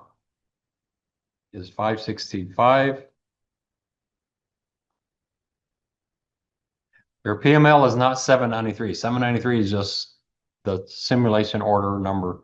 The actual PML is the one that is the 793 worst out of 800. That equates to that 1% event. So how did they do? Their PML is 565. Their capacity is 550. They fail. Too much risk. Now on the exam, very short essay question on the exam, I ask you, if they fail, what can they do? So we'll have to talk through that list. It's a pretty simple list. You can probably do a mnemonic to remember it. Any questions on that? You'll see how that works. I don't know why the date here is so far back there. Let's make it 2025. All right, let's try a second example.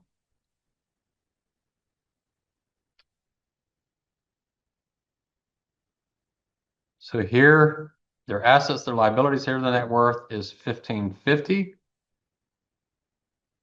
Again, their risk tolerance is 1%. So their PML is going to be 900 simulations minus 900 times 0.01 plus 1. You can kind of guess that's going to be 892. But 892 is the simulation they're looking for. You go down and find 892. So their PML is 1106.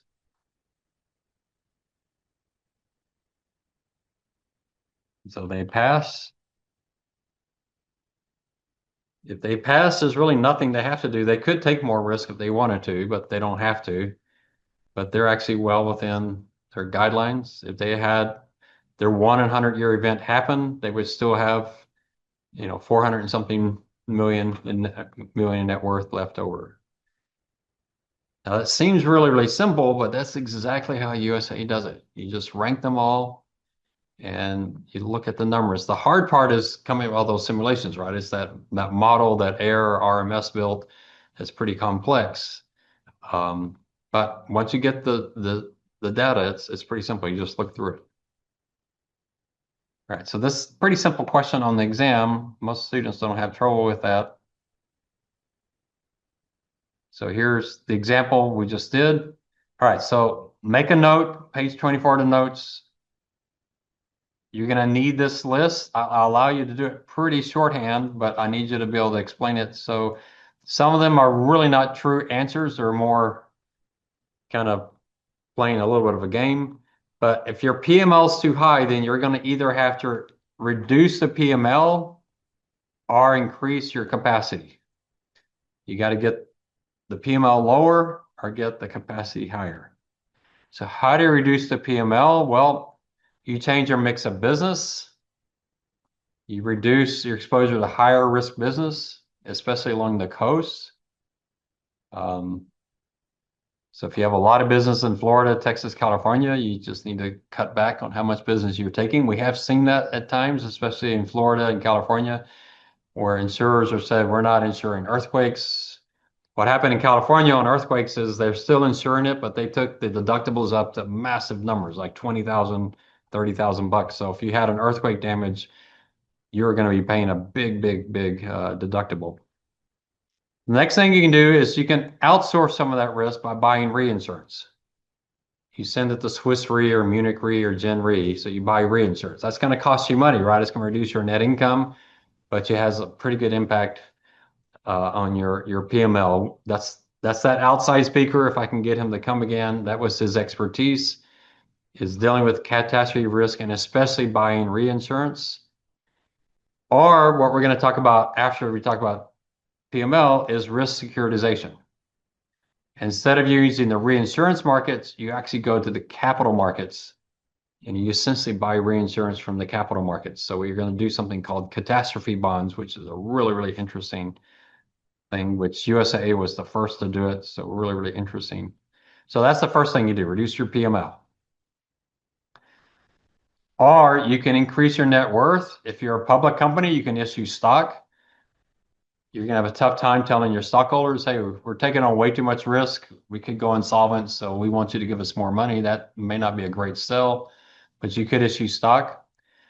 You could raise your prices, but that's going to take a long time to build up your net worth, and you might lose some business in the process. But you could raise your prices to do that. So those are the main solutions.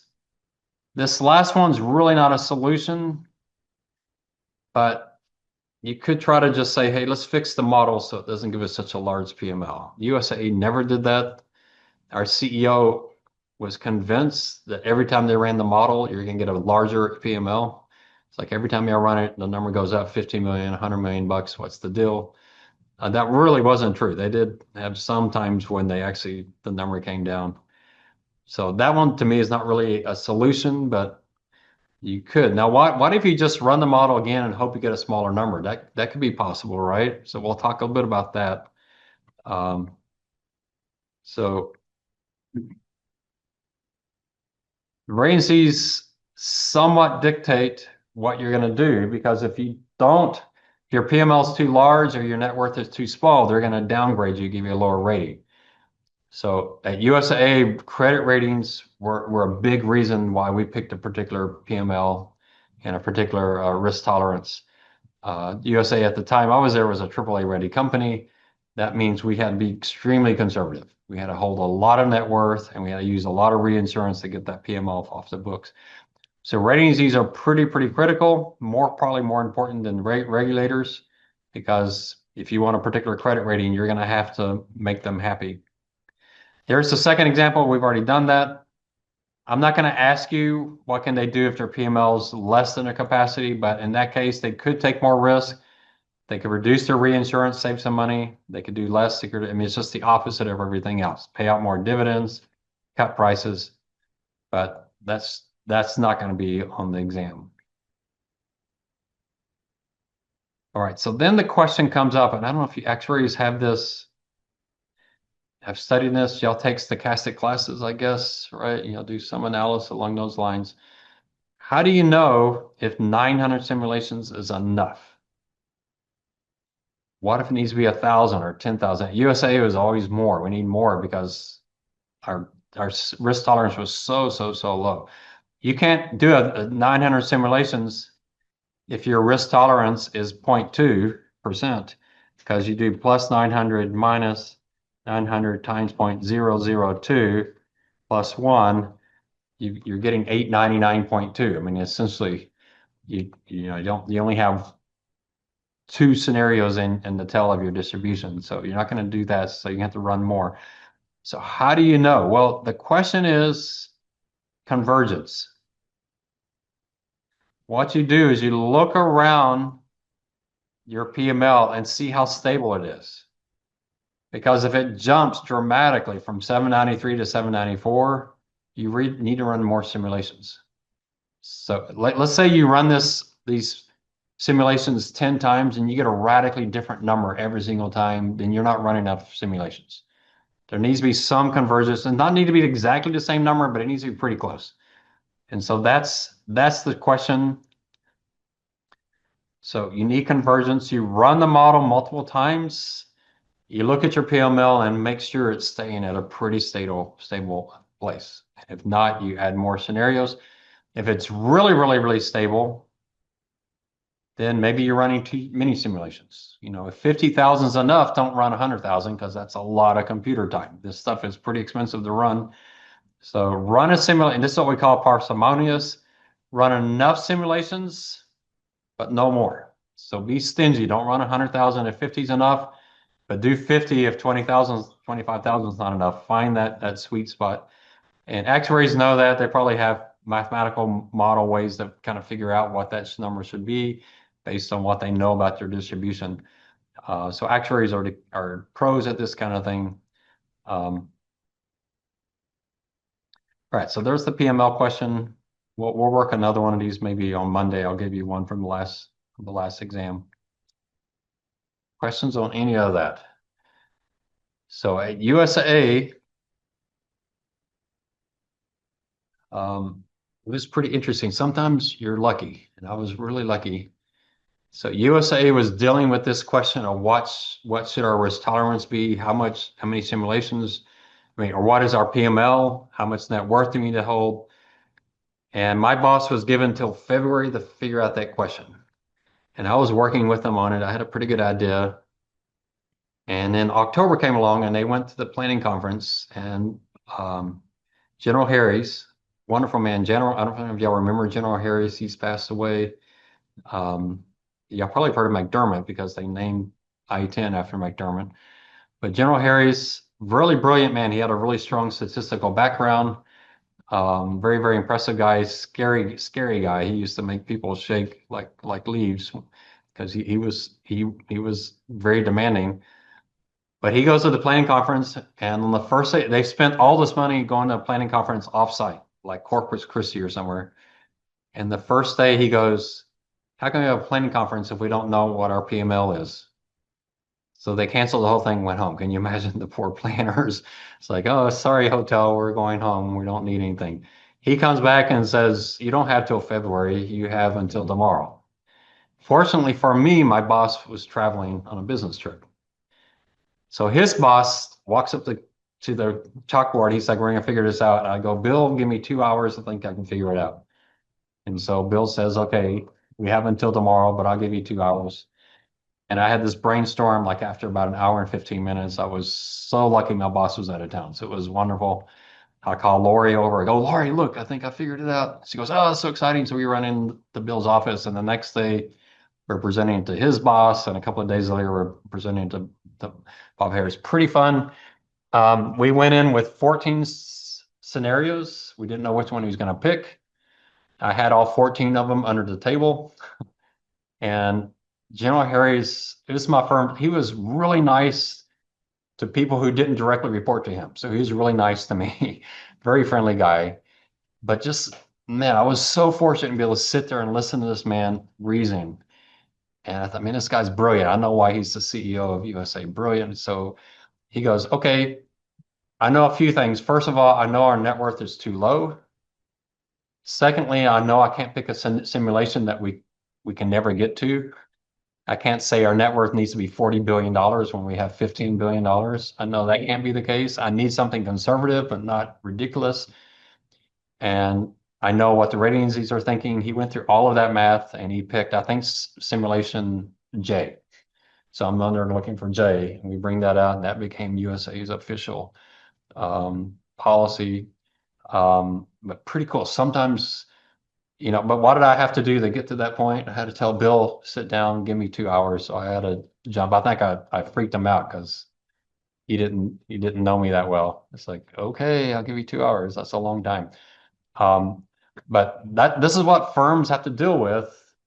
A lot of times you go to the CEO and essentially the question you're asking him is what probability do you want to take that this firm goes insolvent under your watch? Most CEOs would say what?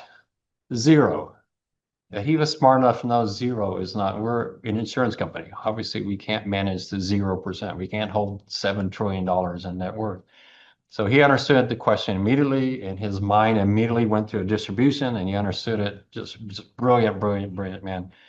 But anyway, but there is another solution besides reinsurance, and that's risk securitization. If you go into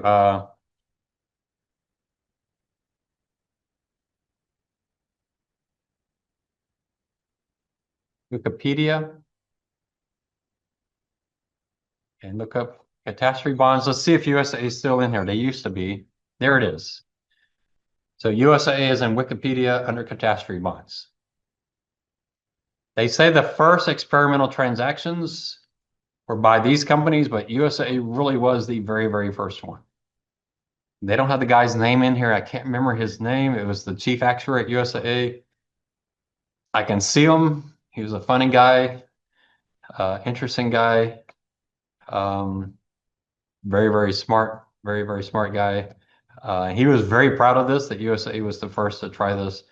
But yeah, USA cat bond, they weren't sure how it's going to work. You can read somewhat about this. We'll talk more about cat bonds. I was tempted. I've met those cat bond experts. I was tempted to have them speak, but I think I've been on conference calls with them a few times now. I think I got their entire spiel down, so I think I can pass it along to you. Doesn't sound good, right? Would you want to be an investor and say, let's buy some catastrophe bonds? That doesn't sound good, but I'm going to try to convince you this is actually a really intriguing investment. Not if you're an insurance company. Insurance companies shouldn't buy them because they already have the risk.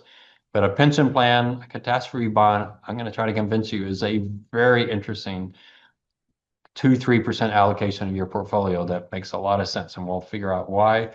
There is Hurricane Andrew. That really was the driving force. Northridge as well. Hurricane Andrew shocked us because of the size of it. Northridge shocked us because it was so much larger than the models said it would be. So those two events just really shocked us. And people were starting to worry about the reinsurance market because it was starting to consolidate. And we're thinking, man, there's not enough players out there. They're very concentrated. What if they go insolvent? And so the thought was, can we use the capital markets? There's trillions of dollars in the capital markets. And so what I want to do is actually go through the problem you're going to see on the exam. You should all make 100 on this. My guess is you won't because it never has before, but I'm hoping this class is the first one that does. So there's securitization examples, the very last thing under homeowners. It's not just done with homeowners, but it started off with homeowners.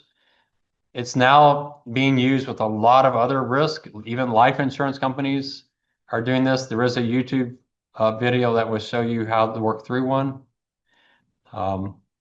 This is not exactly correct. I changed it to make it simpler, but I'll tell you how they actually work in practice. And there's one big error I have in here just to keep it simple that we'll kind of ignore. I'll let you know that it's there. I wrote this problem when Jeremy Lin was making headlines in the NBA. Y'all probably have no idea. He may have heard of Jeremy Lin, so he's not even famous anymore. So I mean that was pretty cool. Someone off the bench, like probably going to be cut, and then suddenly he starts hitting threes. Kind of cool. So anyway, I named it after him. But let me give you the data. We'll just work the problem so you can see how it works. If you took my life insurance class, it is really similar to equity-linked annuities, some really similar type of math. So let me first explain how it really works versus how I have it here. First, it says that the Lin company issued catastrophe bonds. That's not quite how it works, all right? So you notice in Wikipedia, it said USAA did this. USAA, you go to them, they say, no, we don't know what you're talking about. We never did that. So USAA will say, we've never issued a catastrophe bond in our history, even though they've issued bunches of them. So what is going on here? Well, in truth, what's going to happen is that USAA buys reinsurance from a reinsurer called, oh, what do they call their, oh, I can't remember what they call their company. Oh, I've forgotten it, but who knows? XYZ reinsurer. How could I forget that, man? That was like such a big part of my career there for a few years. Ah, it was called, it just came to me. Residential rate. And I can't spell residential. Maybe that's an I. So residential RE. Anybody want to guess how many customers residential RE had? One customer, right? USAA was its only customer.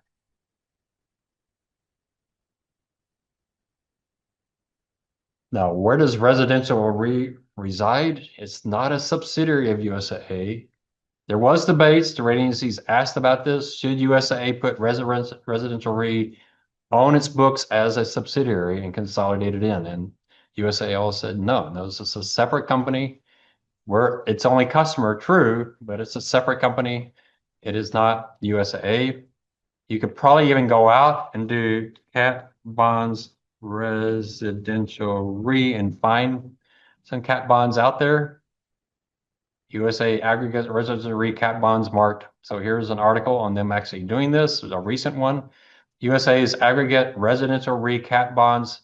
USA hates this. These are not USA's cat bonds. It's residential RE. USA does not issue any catastrophe bonds. Residential RE does, but you can see USA can't correct it. It's such an issue that my good friend Paula, she's still there. Paula has to deal with this. She cannot talk about residential RE on US soil. I used to think, wow, it's so cool. You get to fly to Bermuda and talk about residential RE. So yeah, I fly to Bermuda. We meet in the conference room in the airport, and then I fly home. It's not as exciting of a trip as you think, but she can't be on on US soil when she talks about it. So this looks like they've done pretty well here. I don't know if they tell you the amount here anywhere.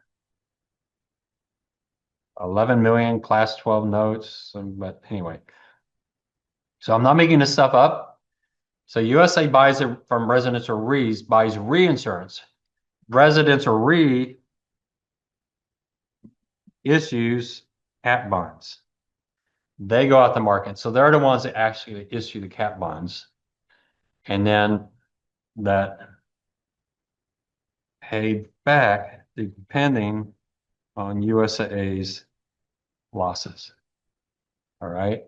So I'm being really sloppy here. I'm saying the insurance company issues the cat bonds, but they don't. They're issued through a separate company.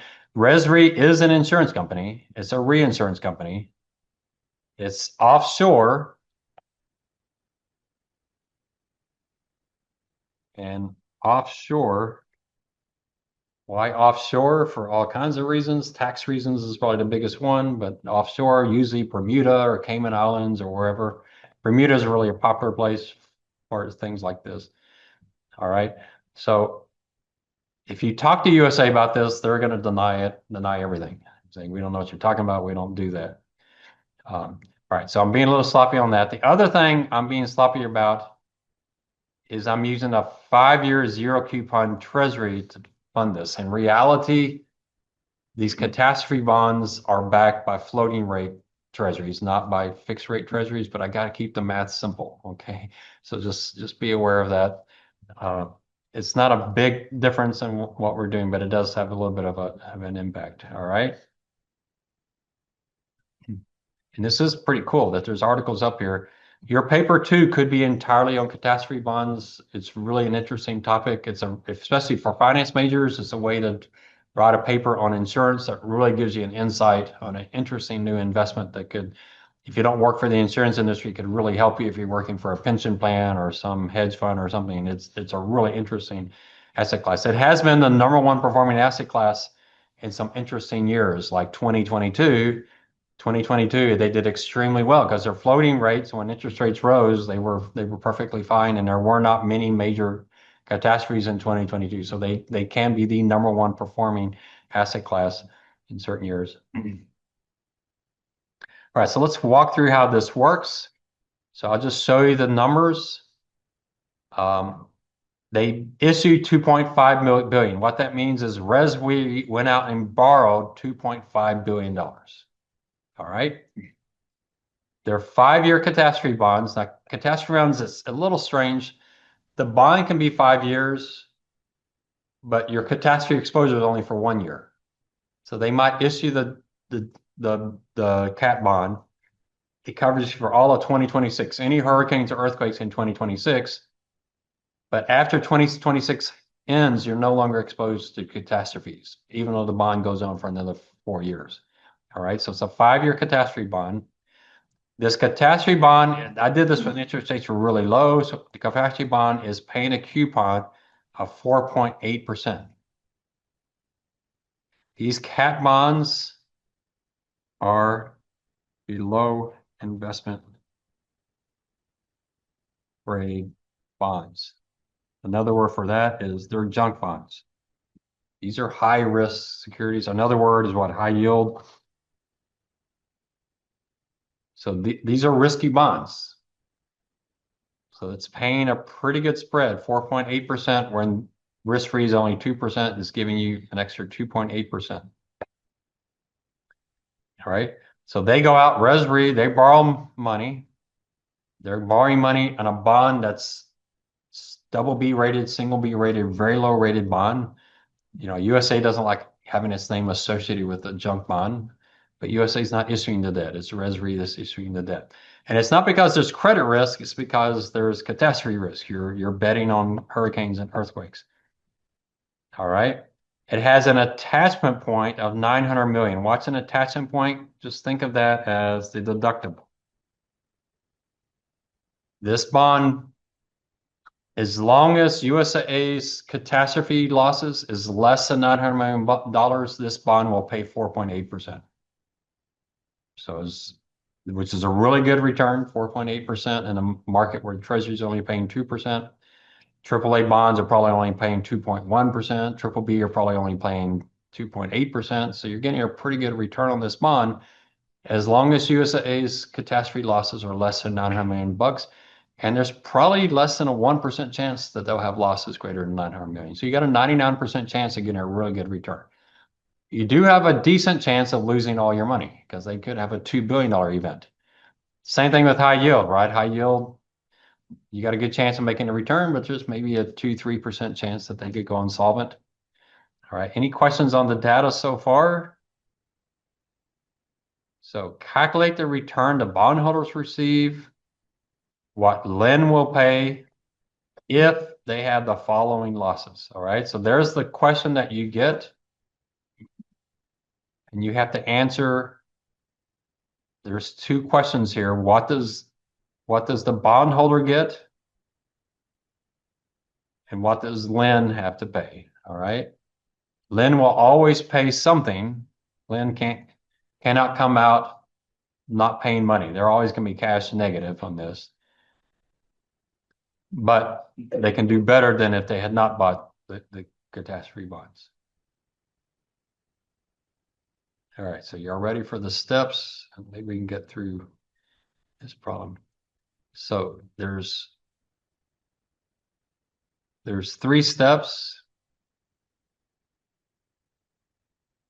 Step 1, you've promised these people that gave you $2.5 billion a day, you promised them a 4.8% return over 5 years. So in 5 years, you better have what? You better have their 2.5 billion plus, this is formula familiar to you? What's this formula called? Almost future value, right? It's a future value. What is the future value back formula? It equals the present value times 1 plus a rate raised to a time. That's the future value problem, right? Present value would be the future value divided by something, but here it's a future value problem. So what's our present value? $2.5 billion today. We need to give them 4.8% over 5 years. So at the end, you might check this on your calculator. Make sure you test your calculator. If you're doing this in Excel, you don't have Excel on an exam, right? I usually have one student come up and where's the X of Y key on my calculator? I don't know it any better than you do, so I'm just going to be sitting there playing around with it. So make sure you test it on your calculator. The biggest problem students have is the decimals. So make sure you know how to extend the decimals or shorten because that can be a pain. So they need to have $3.16 billion to give these people 4.8%, right? But they're not going to invest that 4.8%. The trust is going to buy treasuries. The treasuries are only going to make them 2%. So we got a problem. So here's a present value problem. You said that's 3.160 billion, right? is the 25. Oh, that's billion. Yeah, 2,500 million or 2.5 billion. All right, so now we're going to figure out this firm needs to have a future value of 3.160. How much do they need to invest today at 2% to get that? Now this is not a future value problem. What is it now? It's a present value. Bill Gates. I don't know what it is with this mouse that likes to pick stuff. So the present value is going to equal, If I talk about it, it's gonna do it even more. So the present value is gonna equal the future value, this time divided by 1 plus the rate to the n. All right, so in this case, our future value, we already know that, we just calculated that. But we're not gonna make 4%, we're only gonna make 2%. So we need 2,862,000,000 today to make these bondholders happy. But how much did the bondholders give us? They only gave us 2.5 billion. So we got a shortage, right? We got a shortage of 362.5. 2 decimal places is fine for this problem. You don't need to go out more than that. Right? So we need 2,862.5 today. The bondholders only loaned us 2.5 billion. So we need 362. Where's that 362 going to come from? That's what Lynn is going to pay as a premium for the reinsurance to the residential re or whoever it is that they're using.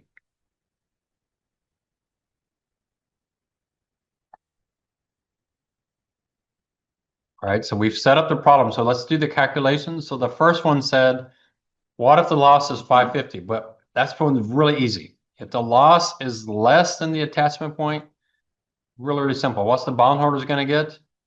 They get 4.8%. That's real simple, right? They're happy. They're really happy. What's Lynn going to pay? Well, Lynn has to pay a premium of 362.50, and they have to pay the loss of 550 million bucks. So they're out 912.50. So don't forget that they have to pay the premium and then they pay the loss. All right. Questions on that one? That's the simplest one. All right, let's look at B. What if it's $1 billion loss? Well, the second one is the hardest one. You got to do a few extra calculations. So the trust, now look at how I have the question. I'm making this as simple as possible. Lynn buys this reinsurance, the trust borrows the money, and the next day they have a loss and no more losses after that. That's because I can't have y'all worrying about interest rates changing and all these. So I'm just making it really, really simple. So they have this loss the next day. So it must be earthquakes, right? Because you wouldn't have a hurricane because you know the hurricane's out there, right? So you wouldn't do that, but it'd be some earthquake just hit completely unexpected. So it's $1 billion. Well, the trust has 2,862,000,000. How much are they going to send to Lynn as an insurance claim? Well, the loss is 900 million. I mean, the attachment point is 900 million. The loss is $1 billion. So they get whatever's over deductible. So they're going to get $100 million from the insurance company. Which means what? The bond investors are out 100 million bucks. They gave us 2.5 billion. Lynn threw in 362.50. We don't have that 2,862 to invest. We only have 2,762.50. So what did the bondholders get in 5 years? They're going to have 2,762.50 at 2%. They're going to have 3,050.02. What's their actual return? I don't know if you know this formula, but you should know it. You're going to use it a lot. This is known as the CAGR. Anybody know what CAGR stands for? You takers. Compound annual growth rate. It's your annual return. All right. So we have 2.862 billion. We have to pay $100 million claim to Lynn. That leaves us 2,762.50. We're going to invest that at 2%. But instead of having the 3,160.43 at the end of 5 years, we'll only have 30.50.02 at the end of 5 years. What is our return? Our return is our ending value over our beginning value raised to the 1 over n. So our ending value here is 305002. Our beginning value is 2.5. We're talking about this from the bondholder standpoint. That raised to the 1/5 minus 1, they'll make 4.06%, less than the 4.8 they wanted to make, but they're probably not in too much trouble with their boss. They're probably okay. They made 4.06, probably did pretty decently, right? We'll work another one of these on Monday because you need some practice with it. What does Lynn do? They pay their premium. They got to pay a loss of $1 billion, but they get $100 million back. They're still worse off buying the insurance because they paid 362 for the insurance and they got 100 million, but at least they got something back, right? So they end up paying 1262.5. The $4 billion loss, it's pretty easy on the bondholders because what are they going to get? They're going to get nothing, right? You're going to take the entire 2,862,000,000. They lose everything, 100% loss. You can do the calculation if you want to, but you're going to lose 100%. I have students do this formula and somehow get 0%, but it's not 0%. Don't forget to subtract the 1. These bondholders would have loved 0% return. But no, they have a negative 100% return. They lose everything, right? What does Lynn pay? Well, we can kind of figure out what Lynn is going to pay just by looking at it. We'll come back and actually, I mean, if you think about it, a $4 billion loss, and the bondholders are giving him 2.5 billion, what's the best they can do? They got to pay $4 billion in losses and they got $2 billion coming to them. What's the best they're going to do? They're going to pay 1.5 billion, right? You can kind of guess that at the beginning. The loss minus what they have, that's kind of the best they can do in a massive loss like that.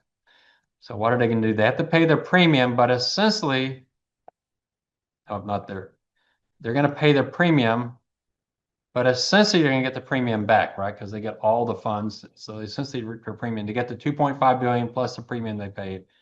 So they end up paying 1.5 billion. So now they're very happy that they bought the insurance. But you notice there is a cap. It's not like Lloyd's of London where they can go out and say, hey, their loss was greater than 2.5 billion. You need to send us more money. The most they're going to get out of those bondholders is 2.5 billion. That's the max this insurance is going to provide for them. So their total loss is 1.5 billion, but they would have paid 4 billion. So they're pretty happy they got that extra 2.5 billion dollars there. All right, that's a lot, right? You got to let it sink in with a little more practice, but the math is not difficult. You just have to remember what order to do it in. It's a lot of future values and present values back and forth to get it. Any questions on the overall of how to do this? You save it out to our drive.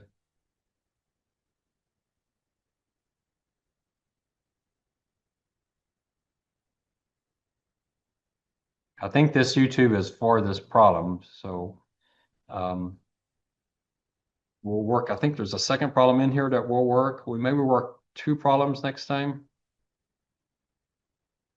I think there's just there's 3 problems. So you have 3 here, and we'll also work one from last semester. You do have some good practice ones. So when we worked one from last semester, that will be part of your class YouTube video, so you'll have an extra one to look at. Let's talk about cat bonds a little bit more, though.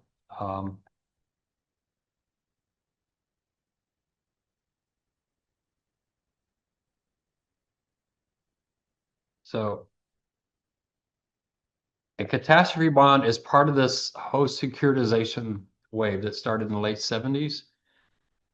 It started with really home mortgages, where bank says, we don't want these mortgages on our balance sheet. So they put them all together in a trust, essentially sold them off to the capital markets.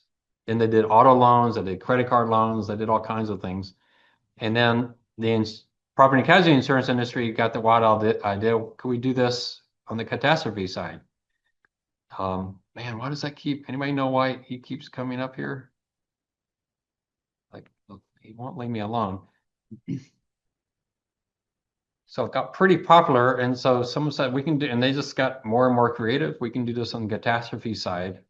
What is securitization? You take something that's not a security, something that's not traded on public markets, and you make it a security usually by creating a trust that's going to take care of all the public market stuff. So banks put all their mortgages into a trust, and that trust goes out and borrows money. And essentially, as the bank gets money from the mortgages, they just pass it on to the trust. The bank gets it off of their books.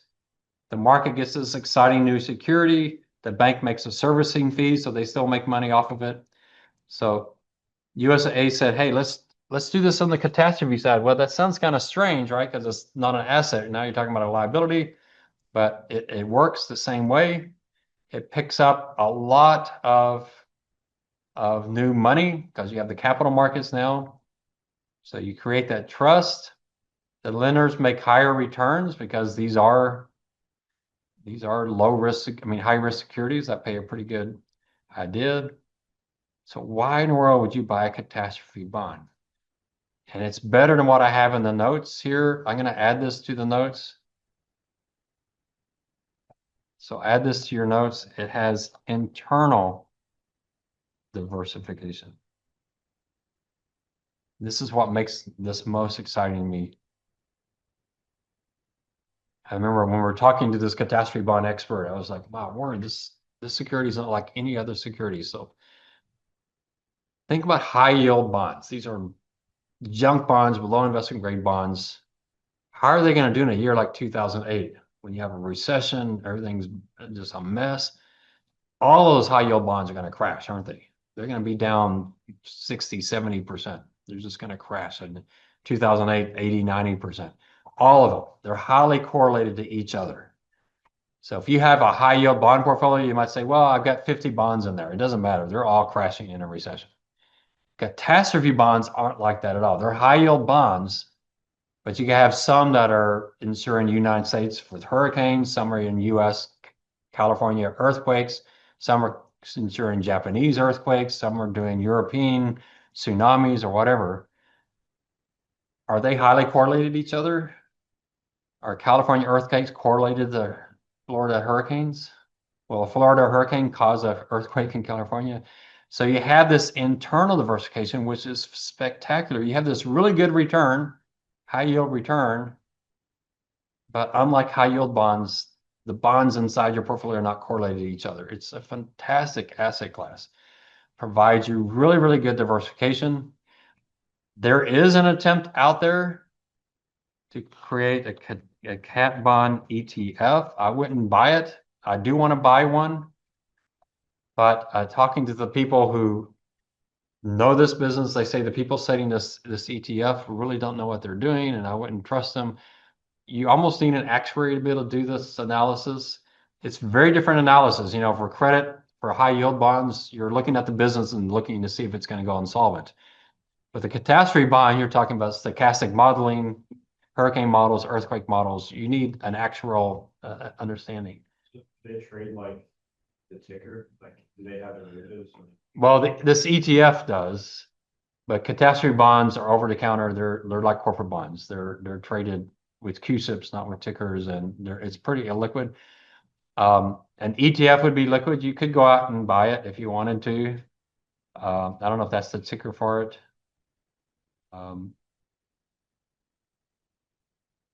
No, that's not. So I don't know what its actual. I may not be getting the right place. Catastrophe bond ETF, a new investment opportunity. The ticker is ILS. We might look that up next class and look at it.